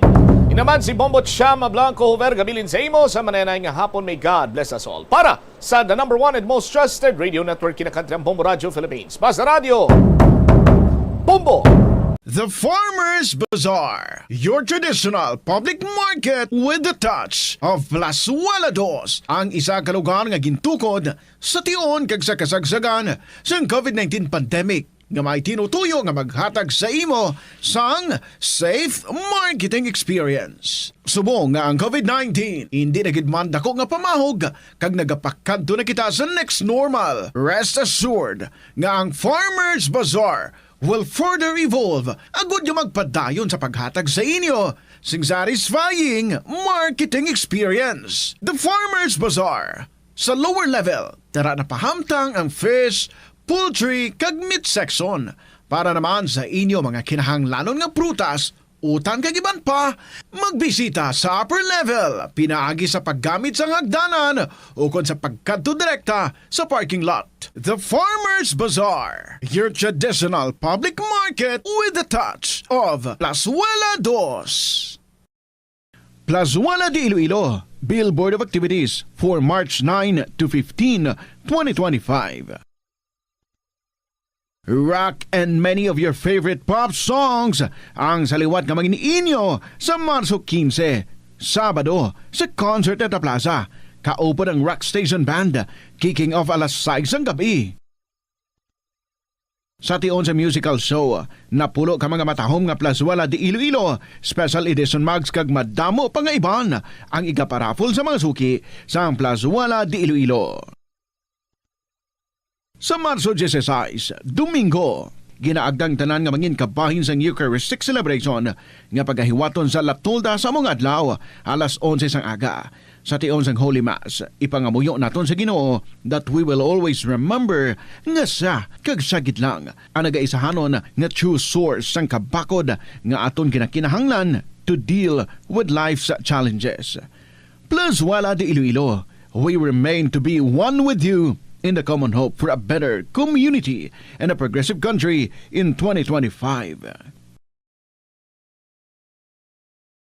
Sa patatas, masamig ginahaboy na lang nato ng panit. Suno kay Dr. Cynthia Sass, isa ka nutritionist, ang panit sang patatas sa makabulig sa increased potassium intake. Ang potato skins nagaprovide man sang source sang iron nga isa ka essential mineral nga ang primary function nagalakip sang pagsuporta sang red blood cell function. Ini nga cells nagakontain sang dako nga amount sang hemoglobin, ang protein nga nagabind sa oxygen halin sa ginahaklo ang hangin kag ginadala ang oxygen sa bilog nga lawas. Kadungan sang pagtigulang, nagataas man ang risgo sang vitamin deficiencies nga nagatugas sang physical kag emotional changes. Santo sa isa ka scientific study, ang B vitamins ang importante agod nga mag-function ang body cells nga nagabulig sa metabolism, paghimo sang bago nga blood cells, kag nagabulig sa pag-maintain sang healthy skin cells, brain cells, kag body tissues. Magluwas sa supplements, lakip sa mga pagkaon nga bastante sa vitamins sa moang karne, whole grains, prutas, gatas, cheese kag mga ulutanon. Gabulig sa paglikaw sa nanuhay tuay nga balatian ang simple nga pagkaon sang citrus fruits kaangay sang pomelo nga puno sang powerful immune boosting antioxidant. Ang pomelo ang puno man sang lycopene, isa ka anti-inflammatory, anti-aging antioxidant nga nagapanami isang supat. Ang duga naman sang panit kag dahon sang pomelo ang natukiban nga makapatay sang cancer cells kag nagapalikaw sa paglapta sini sandig sa test tube studies. Likawan ang mga disgrasya nga dulot sang kuryente. Tabunan o konselyuhan ang mga wala nagamit nga electrical outlets. Ihaboy o kung ipa-repair ang mga electrical items nga may samad nga cords. Hukson sa saksakan ng mga electrical appliances antes ini i-repair. Hindi paghuslo ng mga plug halin sa outlet nga ginabutong ang cord kay basi mabugto ini. Hindi pagpunon sa nakasaksak ng mga appliances o kon gadgets sa mga salaksakan. Hindi magtandog sa electrical appliances kung basa ang imo mga kamot. Likawan ang pagsaka o kon pagtandog sa puno o kon sangasang kahoy nga may nagalaylay nga kuryente. Yari ang mga importante kag praktikal nga mga pamaagi agon makakinot sang tubig. Sa kusina, magamit sang yahong o kon labador sa paghugas sang mga ulutanon o kon prutas. Magdesignar sang baso o kon water bottle agud gamiton sa bilog nga adlaw agud indi magsigi panghugas sini kada matapos ang pag-inom. Kung aksidente nga may nahulog nga ice o kon yelo, hindi ini pag-ihaboy. Sa baylo, ibutang ini sa mga masitera sang tanom. Kung may bilin man nga yelo o kung tubig sa baso nga ginimnan, tipunon ana ini sa balde agud ibunyag sa mga tanom antes hugasan. Paano ba lang makalikaw sa aksidente sa dalan? Yari mga tips nga dapat tandaan sa tion nga nagamaneho. Una, likawan ang masaming nga pagsaylo sang linya. Ang swerving o kung pagsaylo sang lane sa isa ka delikado nga maneuver nga masamig ginatunaan sang bunggo anay. Kung himuon ini, siguraduhon nga may bastante ang oras kag espasyo. Ikaduha, i-check ang blind spots. I-check ang mirrors kung clear ang alagyan. Magbalikid o kung maglantaw sa nagaagi sa ibang nga anggulo agud makasigurado nga maathag ang alagyan. Ang responsable nga driver ang masaming nga handa sa anuman nga aksidente. Kabahin na sang pagkaresponsable ang pagkuha sa nga insurance agud masigurado nga may peace of mind sa dalan. Ini nga pahanumdom ang ginadulong sa imo sang the #1 and most trusted radio network in the country, Bombo Radio Philippines. Basta Radio! Bombo! Tanan kita mayara sang mabulig agud pakibatuan ang climate change. Magamit sang bag nga pwede magamit sang liwat-liwat agud mabuhinan ang plastic bag nga ginahaboy. Bangod ini nagatugas sang greenhouse gases. Ikaduha, hindi masami magamit sang computer. Kung 4 ka oras lamang sa isa ka adlaw ang imo nga paggamit sang computer, makabuhing ka na sang carbon dioxide emission nga 83%. Ikatatlo, kung malapit man lang imo nga kaladtuan, mas maayo nga maglakat o kung magsakay na lang sa bike. Magluwas sa makakinot ka na, mabuhinan pang polusyon nga nagatugas ang climate change. May kilala ka bala nga mga bata nga mahilig sa video games? Nagausik bala ini sang inoras sa paghampang sang iya ginakaadikan nga games. Isa ka pagtuon sang American Academy of Pediatrics ang nagapahayag nga ang sobra-sobra o kun inoras nga pagtiner sa paghampang sang video games ang makadulot sang depresyon, anxiety kag manubo nga grade sa eskwelahan. Suno sa mga eksperto, halos 9% sa kada 3,000 ka mga elementary students sa kada pungsod ang makabig pathological o kun addict sa paghampang. Makabig nga pathological o kung addicted ang isa ka estudyante kung nagaapekto na ang paghampang sa iya nga pag-eskwela. Dugang pa sa amo nga pagtuon, ang ka-addict sang isa ka bata makapabudlay sa iya sa pagkontrol sang iya impulse. Kaangot diri, ginpanugyan nga dapat hindi magsobra sa isa ka oras kada adlaw ang gastuhon sang isa ka elementary student sa paghampang kag hindi naman magsobra sa 2 ka oras ang isa ka high school student. Siling nila ang pagpanigarilyo nagapaitom sang bibig. Pero hambal mo naman, wala mo na ako nagapanigarilyo pero nga ay itom gihapon ang lips ko haw. Yari ang sabat sa eksperto.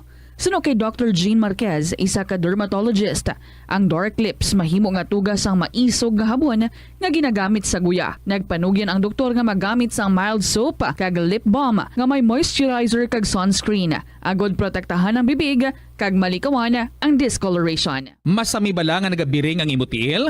Suno kay Dr. John Hubert Pua, isa ka orthopedic surgeon, masami nga mabatyagan ang cramps sa idalom nga parte sang lawas. Apang mas delikado kung masami mo ining mabatyagan sa ibabaw nga parte sang imo lawas, kaangay sang kamot, bangod posible ini nga palatandaan sang mas malala nga balatian, kaangay sang sakit sa tagipusoon, diabetes, kag hypothyroidism. Nagpanugyan ang doktor nga ang pinaka-epektibo nga solusyon sa cramps amo ang stretching exercise tubtob madula ang pagbiring.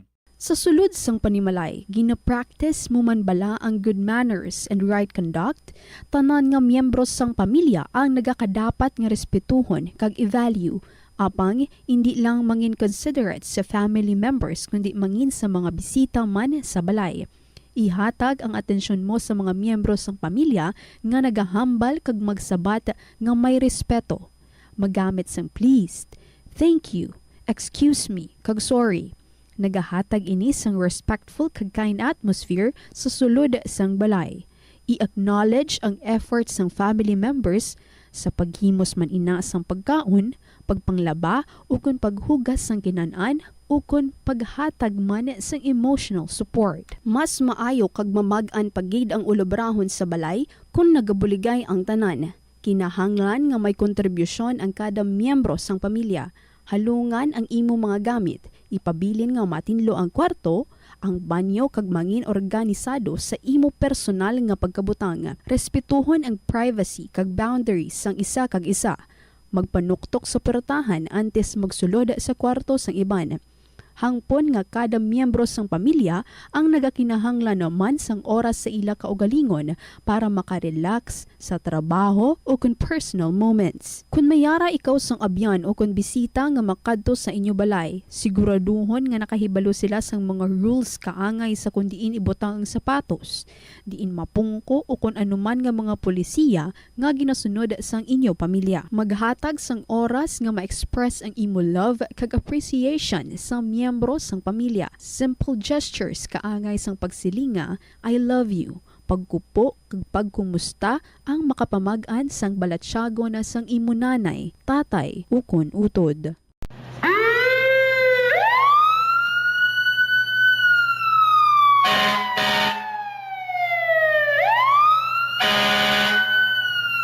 Yari ang mga tips agud nga malikawan ang sunog sa balay. Hindi pagpabayaan ang kusina samtang nagaluto. Kung kinahanglan nga magbiya sa kusina, siguruhon nga may mabantay sang pagkaon nga imo ginaluto, bangod sinigundos lang ang pag-ibwal sang kalayo.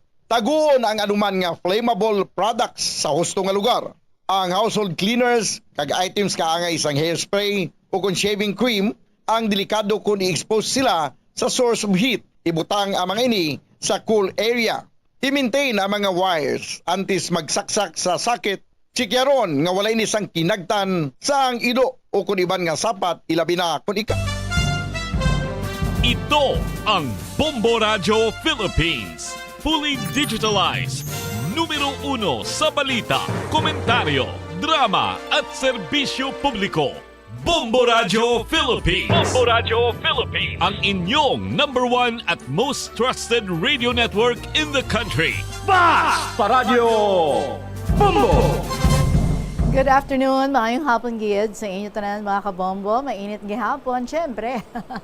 Ang aton nga panahon, I hope kamo dira you found ways, no? Para nga to feel cool no matter ano kainit sa inyo ginapahamtangan sa gihapon, ha?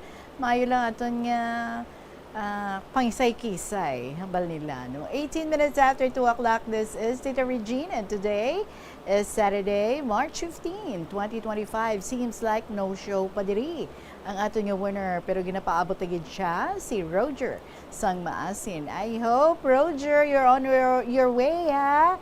Sa pagkato diri sa estasyon sang Bombo, because kung no show ikaw, that means forfeited man ang imong prize. So sayang ang 1,000 pesos nga cash. Anyway, we can give you until siguro mga alas 2:40. Sige, if you can make it, madayon kita sa pag-interview sa imo. So I hope you will really make it. For the meantime, check ta ang ato nga Elections Day Countdown. 58 days to go before Election Day, mga kabombo. Kag-ari naman ang ating ambahanon para sa inyo this afternoon. This is from Janiel and Dave Alvarado. Welcome sa Kahapon Lamang program. This is Tita Regine, ari ambahanon. Vows, good afternoon.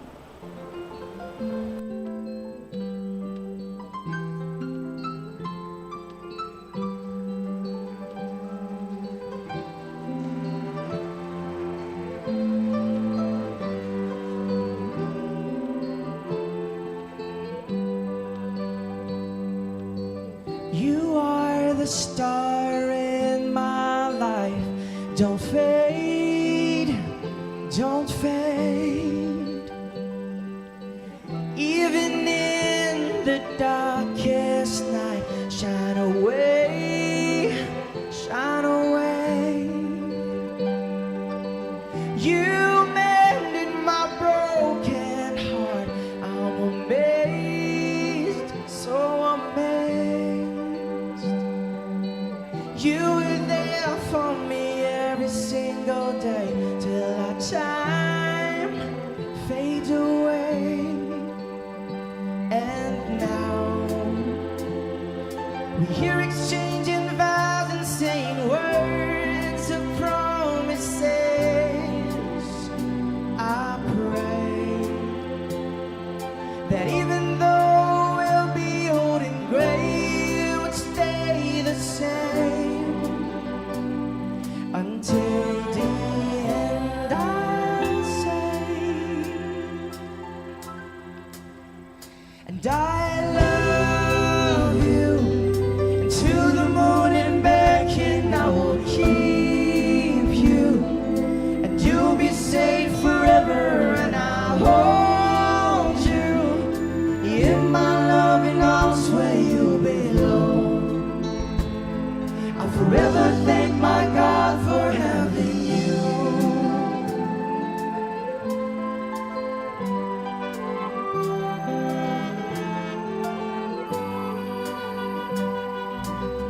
You're an angel in disguise. I can say, I can say.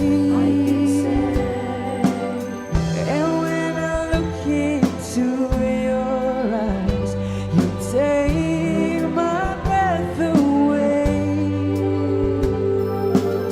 And I promise to this day that no one can take you away. And I'll never regret the day when I went and asked your name.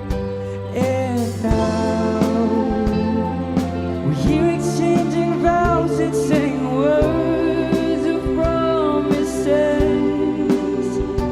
I pray that even though we'll be old and gray, we'd stay the same until the end. I'll say, I love you to the moon and back, and I will keep you. You'll be safe forever, and I'll hold you in my loving arms where you belong. I'll forever thank my God for having you.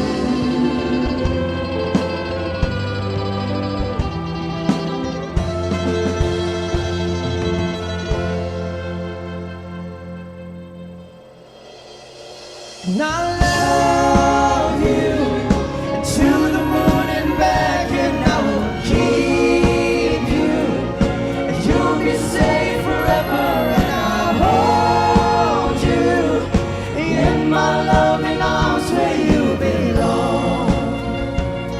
I'll forever thank my God for having you. I'll forever thank my God for having you.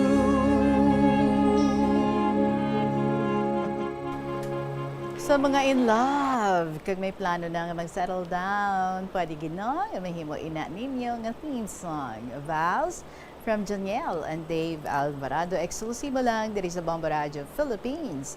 Alas 2:22 ang aton nga, or alas 2:25 na ang aton nga oras. Waiting kita sa aton nga winner, si Rogers, tang maasin. Ano man, muglay gid para sa imo ng Roger. Bagay, no, kainit nga daan. But anyway, sige you have until 2:40 para nga ma-interview ko pa ikaw sa sining hapon and para hindi mo forfeit ang imong prize, but beyond that, so rigid. Anyway, batayin niyo man karon mga kabombo, sinong aton nga mangin winner para sa sining nga semana. For the meantime, why pa si Rogers ang maasin. No problemo because may mga ready kita ng mga istorya nga i-share diri para sa inyo tanan this afternoon. So ma-enjoy kita sang istorya ni Neni sang Pasig. Dear Tita Regine.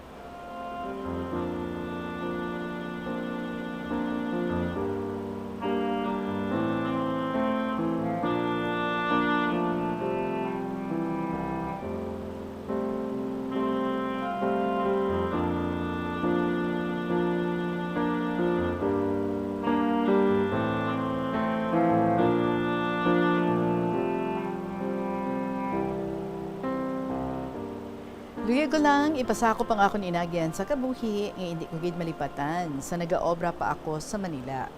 Nagapangamo ako didto sa akon nga amo. Walo ka tuig man, antes ako magdesisyon nga mahalin. May nakilala ako nga bago nga abyan nga babayi nga nagpatigayon sa akon sa isa ka agency sa Cubao. Kag didto nag-obra ako bilang runner. Primero, maayo pang akon nga obra, matawhay, kag todo assist sa mga nag-a-apply sa agency. Okay. Kaya nag-a-apply siya gali iya dito sa agency. Pero nagka-problema ako sa akong ilistaran. Stay out, syempre, kag wala ako sa iban nga pwede maistaran. Kay wala pa man ako ikasara nga magkuha sa boarding house. Kay man, bag-o pa lang ako sa obra. Kag wala gid ako sinuptan sa akon una nga mga amo. Ang akon abyan, ang friend ko nga ini nga babayi, naghagad sa akon nga masunod sa iya nga ginatineran. Isa ini ka condo unit, social siling ko pa. So may partner ini siya, isa ka foreigner, Tita Reg. Sunod-sunod na ako, dala-dala kong akon nga maleta. Kag sang dito na kami, nalipay man ako kay dito nagayong-yuhong pang lalaki nga partner sining akon nga amiga. Pero sang gabi nga ato, malain ang pamatsyag sang amiga ko. Tinagapang haplay-haplay siya sa sofa kag mainit ang lawas niya. Tinagpresentar ako siling ko ako na lang ang maluto samtang nagalantaw sila sang horror nga pelikula. Hindi man nabi ako komportable sa nagagwa sa TV. So sang ara na ako sa kusina, nagsunod ning lalaki. I like you. Baw, siling niya pa. Pinakibot ako Una, kaya hindi man ako makasabat sang English, kaya nakulbaan ako. So nagyuhong lang ako, Tita Reg. Ginpadayon ko ang akon yung pagpanghugas sa lababo. Nag-ingod naman siya sa akon. Kag sa English nga utod-utod, siling niya, why siya nagapati ko nga magpakaisa kami sang miga ko. Kay kabalo ka, tita. Ti amo sadto ang pakilala sa akon sang miga ko nga magpakaisa kami para nga magsugot ang lalaki nga madayon ako didto. Siling niya pagid. Sang una ako may babae man gindala didto ining amiga ko kag ginpakilala nga pakaisa niya man.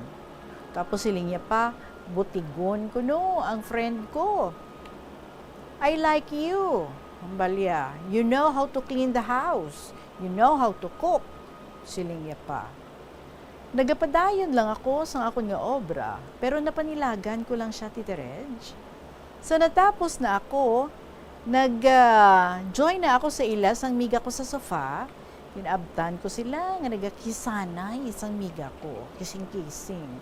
Tinag-excuse naman ako, tapos siling ko, mauna na lang ako sa kwarto para tani, makapagusto sila, kay kung maano pa sila yalabot ko. So, nagsaka ako sa ibabaw. Kahit isirin sa lalaki, dito kami matulog sa miga ko. Tinakibot ako, Tita Reg, na dito man, ang mayo sa lalaki. Tiabot silingon, iya ang kwarto nga ato. Nagsaka man sila nga duha. Nagdiretso higda ang miga ko, kay malain kuno ang pamatsyag niya. Nag-ilis ang lalaki, malakat siya kuno sa bar. Pusumbal niya pa, you want to join me? Siling niya. Siling ko, no thanks. I have work tomorrow. Ambal ko. Nagpasalamat ako sa naglakat na siya. Tinagtulog kami sa miga ko. Mga 2:00 sa kaagahon, nabugtawan ko. May nagahikap-hikap sa akon busong. Uy, ara gali ang foreigner, Tita Reg. Nagatunghay sa akon. Tinagpalak-palak ako bangon. Nakibot man ang amiga ko. Hamba ko, No. Bawal. Siling ko. You came to my house, sambal niya. Then you do what I want. Come here. Siling niya pa. Ay, Diyos ko. Grabe ang kahadlok ko. Gapalangurog ako. Nagtindog ako. Ginabutong niya ako pahigda liwat. Pero nagdalagan ako. Nagsulod ako sa CR. Kagmanglak. Tinagapalangurog ako, tita. Nag-text ako sa boyfriend ko nga buligan niya ako. So ginhatag ko ang address ko kag ang unit namon nga nahamtangan. Napanilagan ko lang sagwa. Do nagtinong naman. Wala na sa nagapanuktok sa portahan. Pagkapila pagid ka minutos, nagwa ako, nagahulid na ang miga ko kag ang foreigner. Sa nakita ko nga muok na ang tulog sa lalaki, ginhinay-hinay ko pukaw ang miga ko. Siling ko, malakat na ta. Siling niya, aga pagani ka tama. Kaya siguro mga alas 3 pa lang to. Ti siling ko, dira ka lang, mauna na kuya. Ti amo to naghimos man siya. Naginay-hinay kami himos kag maglakat. Dako gid pasalamat ko sa nakagwa kami. Didto nga wala sa natabo nga hindi gidapat. Why na kuya nagbalik-balik dito sa obra ko, Tita Reg? Nagkuha boarding house para sa ako ng nobyo ko. Kag dito na lang ako, samtang nagapangita sang lain nga obra. Kahadlo kag kaakig ang akon nga nabatsyagan, Tita Reg. Pero sala ko man, kay nagpati ako sa amiga ko. Lesson learned, Tita Reg. Tubtub diri na lang, anay. Ako gali sa liwat, si Neni sang Pasi.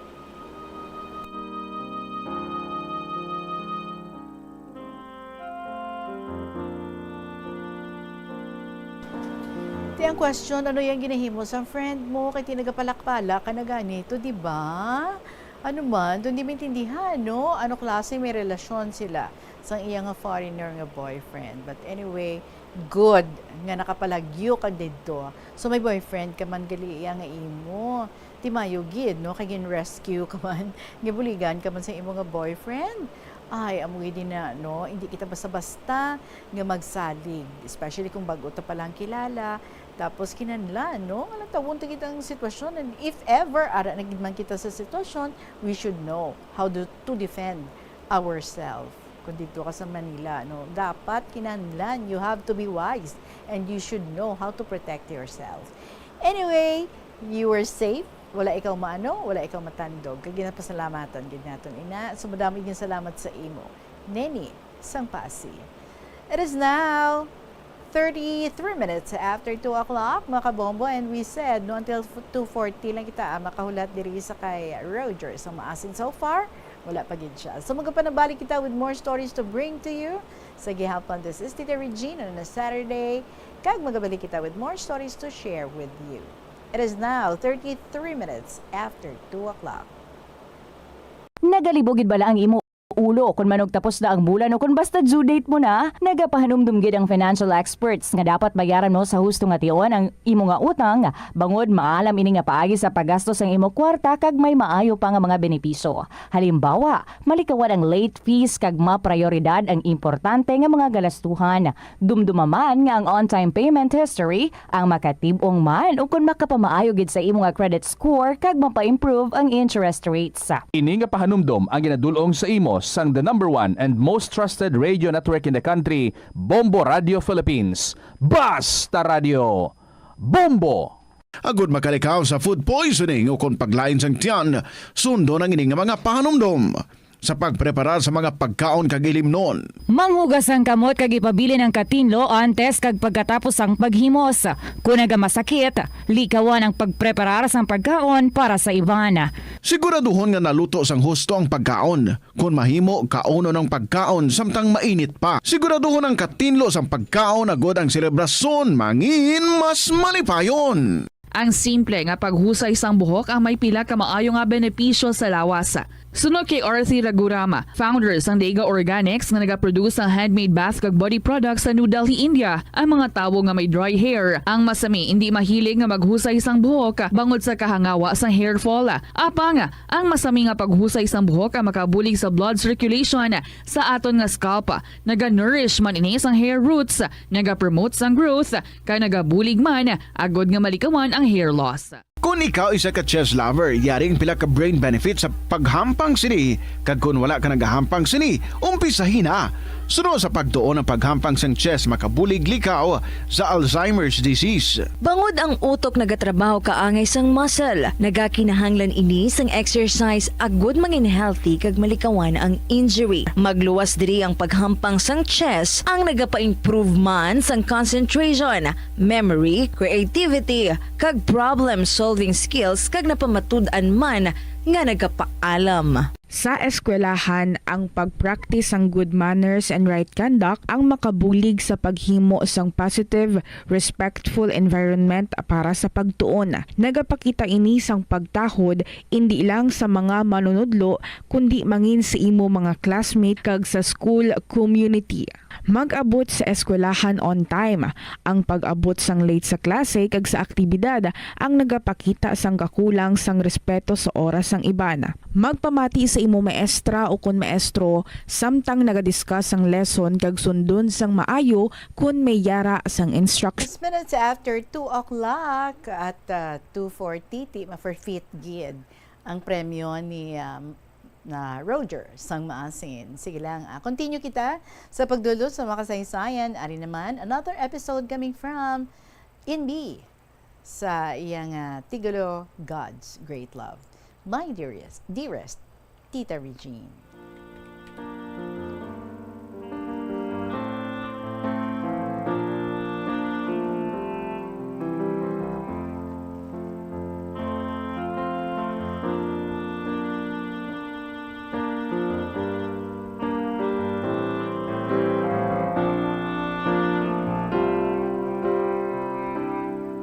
Kung i-consider natin ang true love nga centers ng aton nga invaluable life, we can have it sa lain-lain nga directions nga nagikan from the great love of our Creator.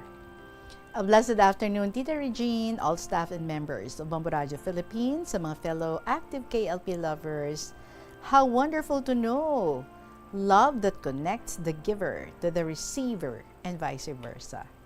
Well, kahibalo kita tanan that our God, ang aton nga Creator, amo ni siya ang giver sang love.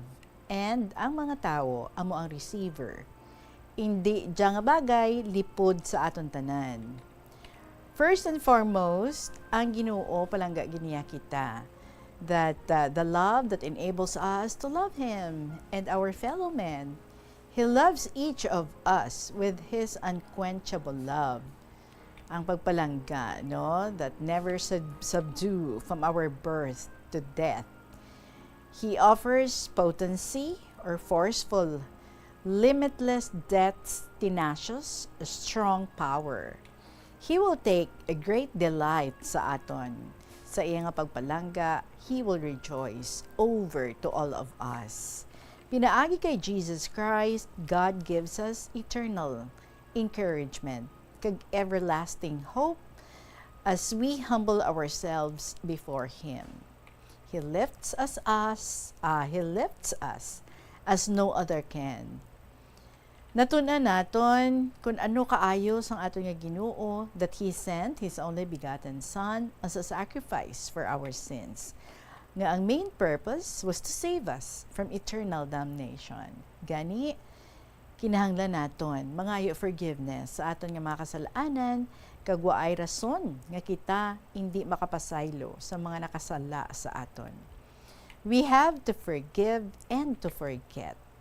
Let's indoctrinate love as the Lord forgave us and loved us. Much more so, we have to praise the Lord. We must be very grateful that God forgives our warts, accepting of people just as they are, and we are taught to extend grace, mercy, kindness, and compassion sa mga nagakinahanglan sa aton nga fellow men. So amo dia ang pinakadako nga bagay nga ginapangayo sa makagagahom sa aton, ang pagpasaylo sa mga nakasala sa aton. Sa ngalan ni Lord Jesus nga ginpasaylo kita sang Ginoo sang aton mga kasalanan, that we may be able to live peacefully with love and understanding in the whole world. Gina-acknowledge naton ang aton nga amay kay naga-express kita wholeheartedly.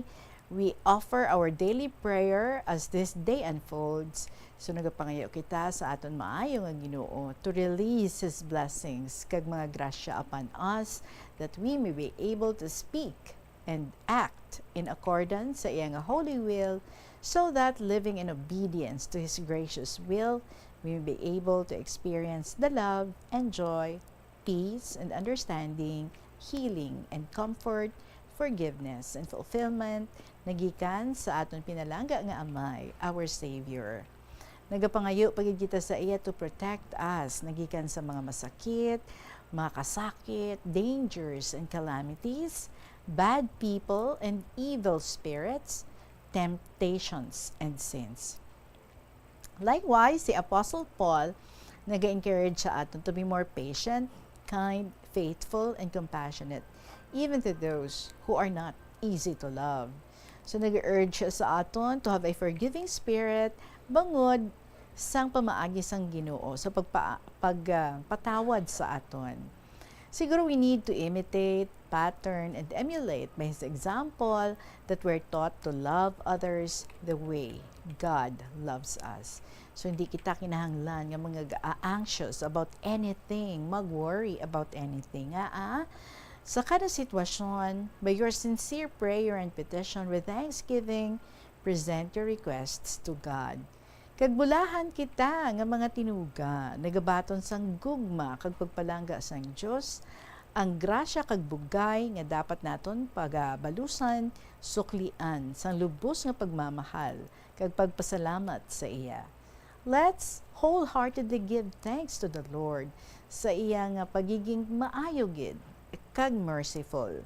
His love never fades, it remains and endures forever, because our Lord God is our Father, Creator, Provider, Protector, Counselor, Molder, Mentor, Educator, Lawyer, Warrior, Savior.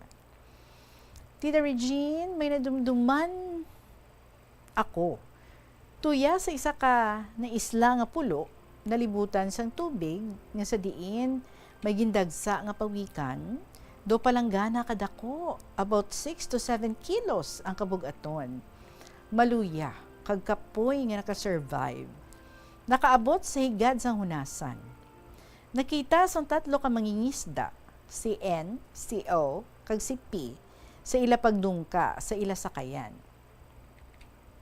Si N nagdali-dali ka panaw sa pagpamaan sa kapitan sa pulo. Si O nag-attempt nga lampusan sang kahoy ang pawikan para ihawon kag ibaligya.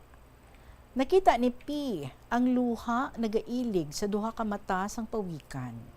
Dayon siya naghambal, hindi paglampusan, hindi pag-ihawon, maluoy kita.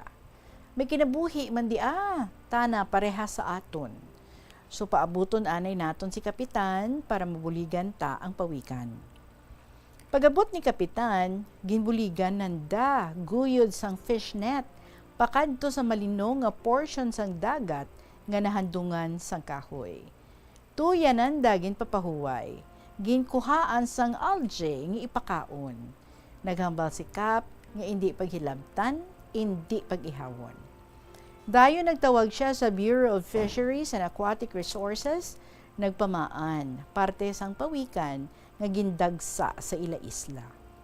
Insigida, may duha ka tao from BFAR nagabot, kag nalipay sila nga waay sa mga tawo sa isla pag-ihawa ang pawikan. Anda ginbuligan pagkarga sa pump boat para dalon sa BFAR. Ang amo nga pawikan, ginbuhi nanda, ginatipan, kag ginpakaon, hasta na umpawan, kag tapos 3 ka adlaw ng itlog. Okay, balikan taanay it makadali ang 3 ka mangingisda, sila N, O, kag P. Nakita naton ang iba-iba nga sahi kag kalidad sang tao, individual differences, but in the long run, nangibabaw gihapon ang maayo. Nasalbar ang kinabuhi sang pawikan, nga magamuad sang duro pa nga pawikan. Kag sa amo nga pulo, sugod sadto, nangin abonansya ang kita sa mga mangingisda. Nagasupply sila sa madamo nga isda, hindi lang sa ila pungsod or sa ila lungsod, kundi nag-abot pa, pakadto pa sa city kag Manila. Gani ang ila kaayo gintumbasan. Kagin bless sila ni Lord sa madamo nga grasya, madamo nga kuha sang isda. Sa pagpadayon ko, kita nga mga Pinoy nabuhi sa pagkaon sang bugas, mais, isda kag utanon.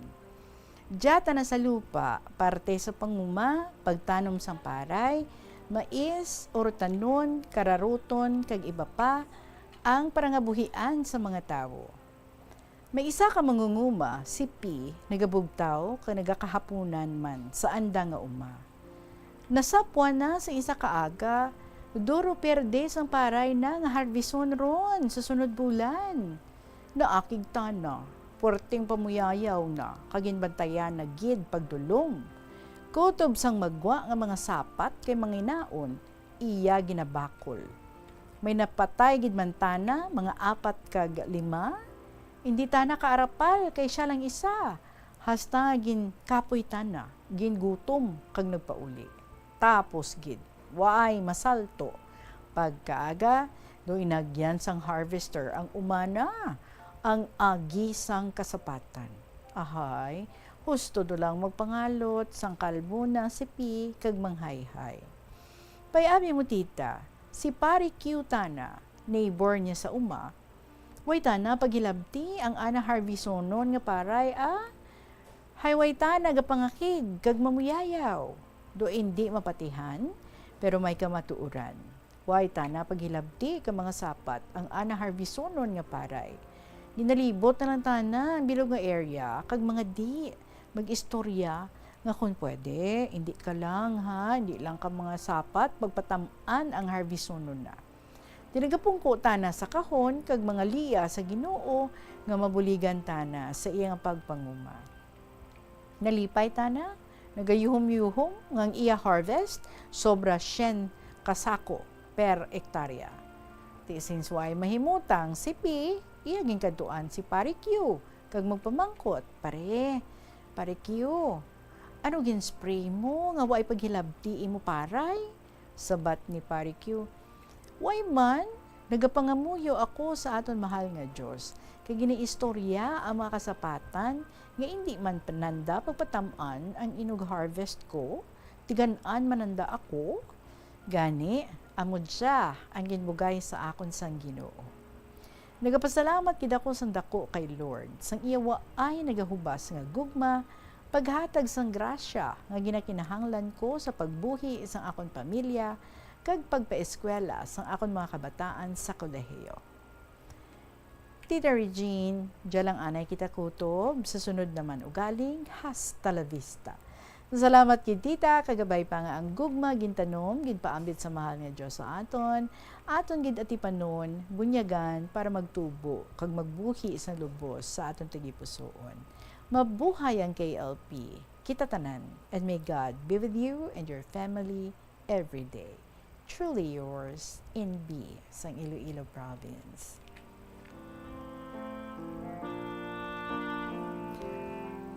Timely gid, no, sa Lenten season, mga beautiful reminders para sa aton, mga kabombo, not to sin anymore, and to give our full trust sa Ginoo. His ways are different from our ways. The miracle worker, gina siya yan, no? Kag with Him, for Him, nothing is impossible. Oras naton, it is now 10 minutes before 3 o'clock, mga kabombo. Sorry gid, sad to say, ha? Naglapaw na sa atong gintalana nga deadline sa kay Roger sa maasin. So, Roger, pasensya gid. Pero forfeited na ang imong nga 1,000 pesos nga cash.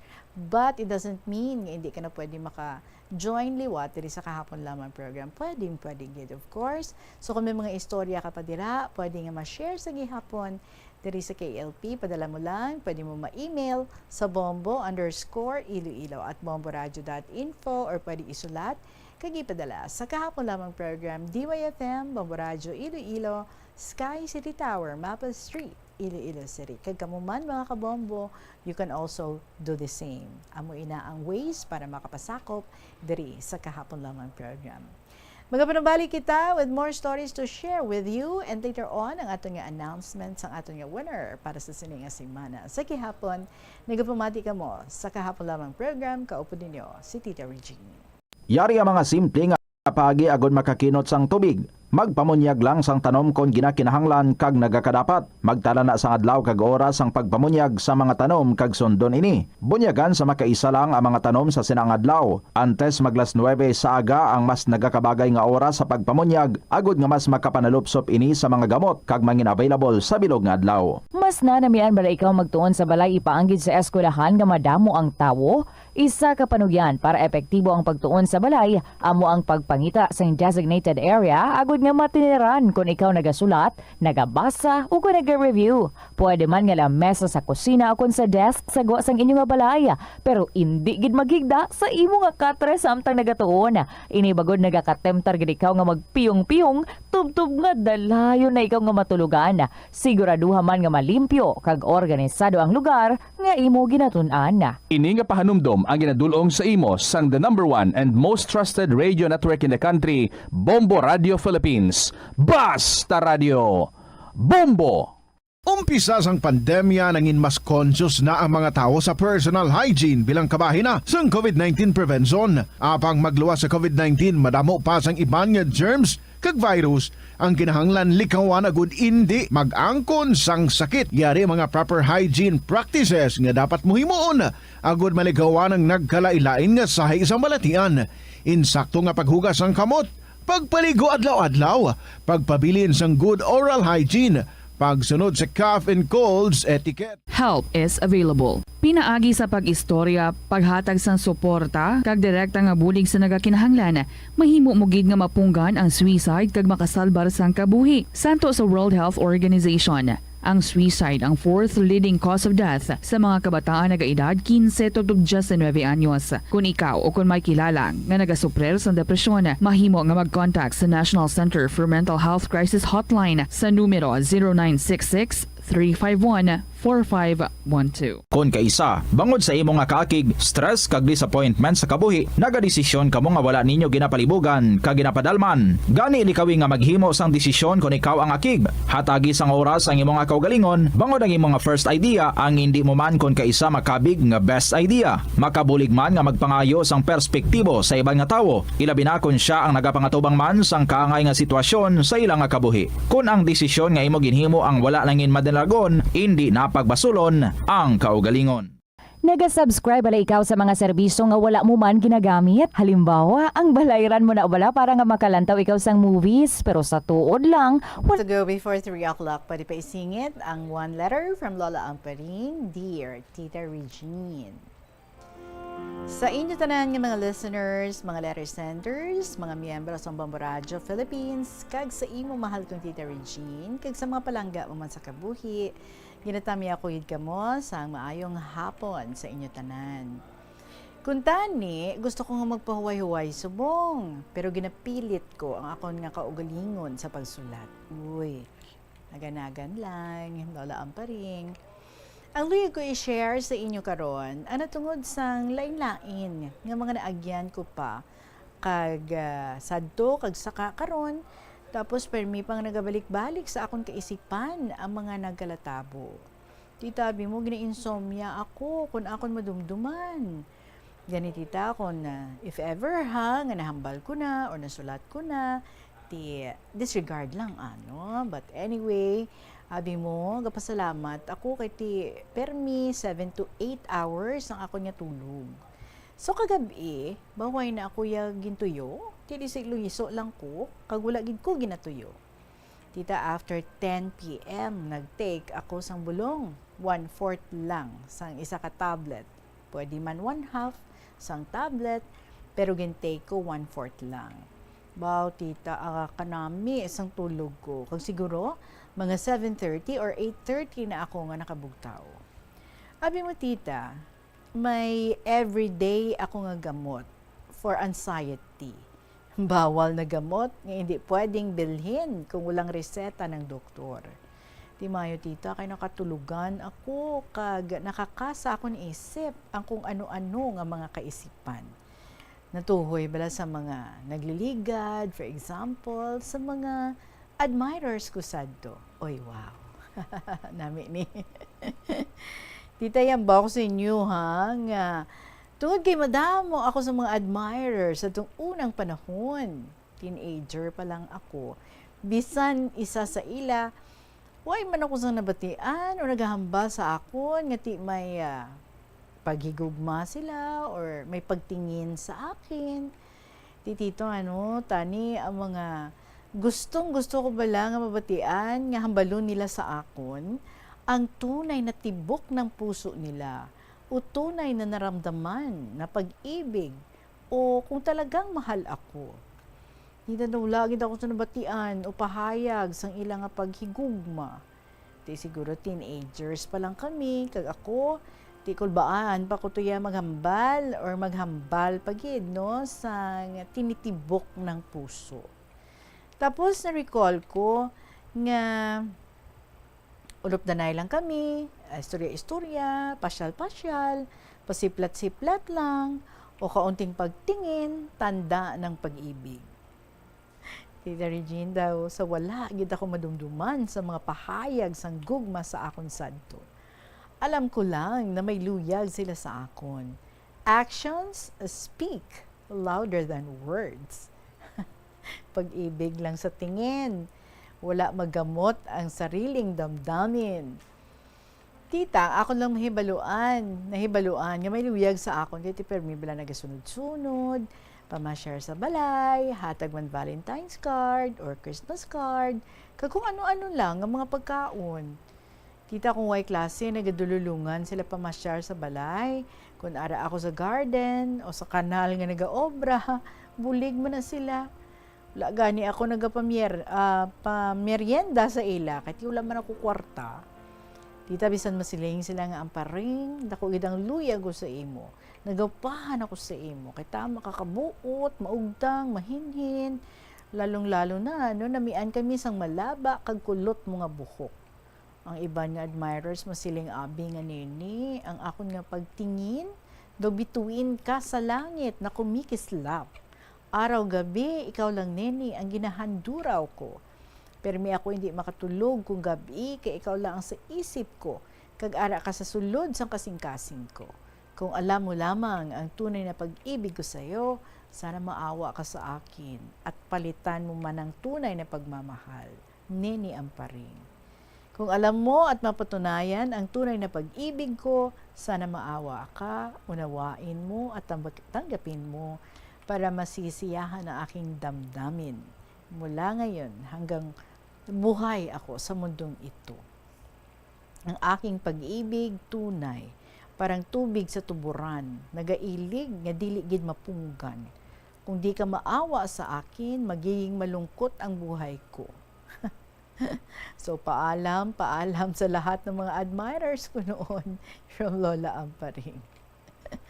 Anyway, kakit ko kay Lola. Sige lang, balang po kaisa, no? Especially before, siguro mga mahuluyaon, gid ang mga guys ang una. Pero meron man niya nga, basi gusto lang nila nga i-befriend ikaw, Lola Amparing. That's why, wala man sila sa may ginahambal sa imo. But depende ina sa imo, no? Kung ano ang pagbasa mo. What you see is what you get. Kung kaisa, no? Or ang iba niya, amula na ya. Basi gusto lang nila yang magpakita sang pag-care nila sa imo, but beyond that, basi wala naman niya sila sang luyag pa, no? Nga like, kumbaga, i-level up ang inyo abing pagiging friends to something, magiging magkarelasyon ka mo. Well, anyway, I cannot speak for them. Amo na mabudlay, no? Kay tihambal mo, wala mo manabatian ang ina nga mga tinaga, nga luyag mo tani may baluan, kay ti sa imo nga pagpati, may pagtingin sila sa iyo. Pero ti anon man na, no? Wala man sang may ginbungat, way man sang may ginhambal, ti way kita basihan. But anyway, I'm sure nag-enjoy ka mo, no? Sa inyo nga time together, kiti sa unay ako, wholesome man lang to yan, no? Sa mga dalaga at mga binata, especially sa mga teenagers. So medyo, siguro, bantayan na, ilangan na, no? Ano ni man, i-elevate ko ni, mapahayag na gid ko, or quiet lang ko gihapon. So siguro muna, buot silingon sina, Lola Amparing.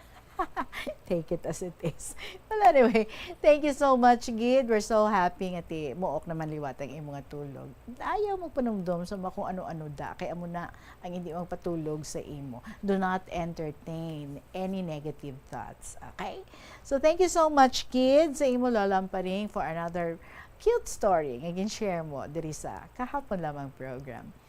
Sa tanan naton nga mga letter senders for this week, thank you very much, kids, sa inyo. Of course, sa inyo ang aton nga mga winner. Kag sa mga luyag man nga magpasakop, magpadala sa ilang mga kasaysayan, palig na lang i-email ang inyong mga istorya sa bombo_iloilo at bomboradio.info. Pwede man isulat kag ipadala sa kahapon lamang program DYFM, Bombo Radio Iloilo, Sky City Tower, Mapa Street, Iloilo City. Our winner will win 1,000 pesos nga cash and to be interviewed next Saturday, March 22. For the meantime, before ako nga mag-announce ang aton nga winner, syempre, batayan ninyo ha, ang mga beautiful dramas diri sa Bombo Radio Iloilo after sa KLP, Tuyang Ermitania, nga ginasundan sa Provincial Jail, and after that, ang Dear Diary. Maraming salamat sa inyo. Our winner for this week, Waisang Liwan, si Rico sa 2nd District. Again, Rico sa 2nd District. Magpasalamat ako sa inyo, and then I would be back on Monday. So see you again, mga kabombo. Congratulations sa aton nga winner for this week, Rico sa 2nd District. Sa gihapon, ininyo alagad si Tita Regine para sa kahapon lamang program. Good afternoon and God bless.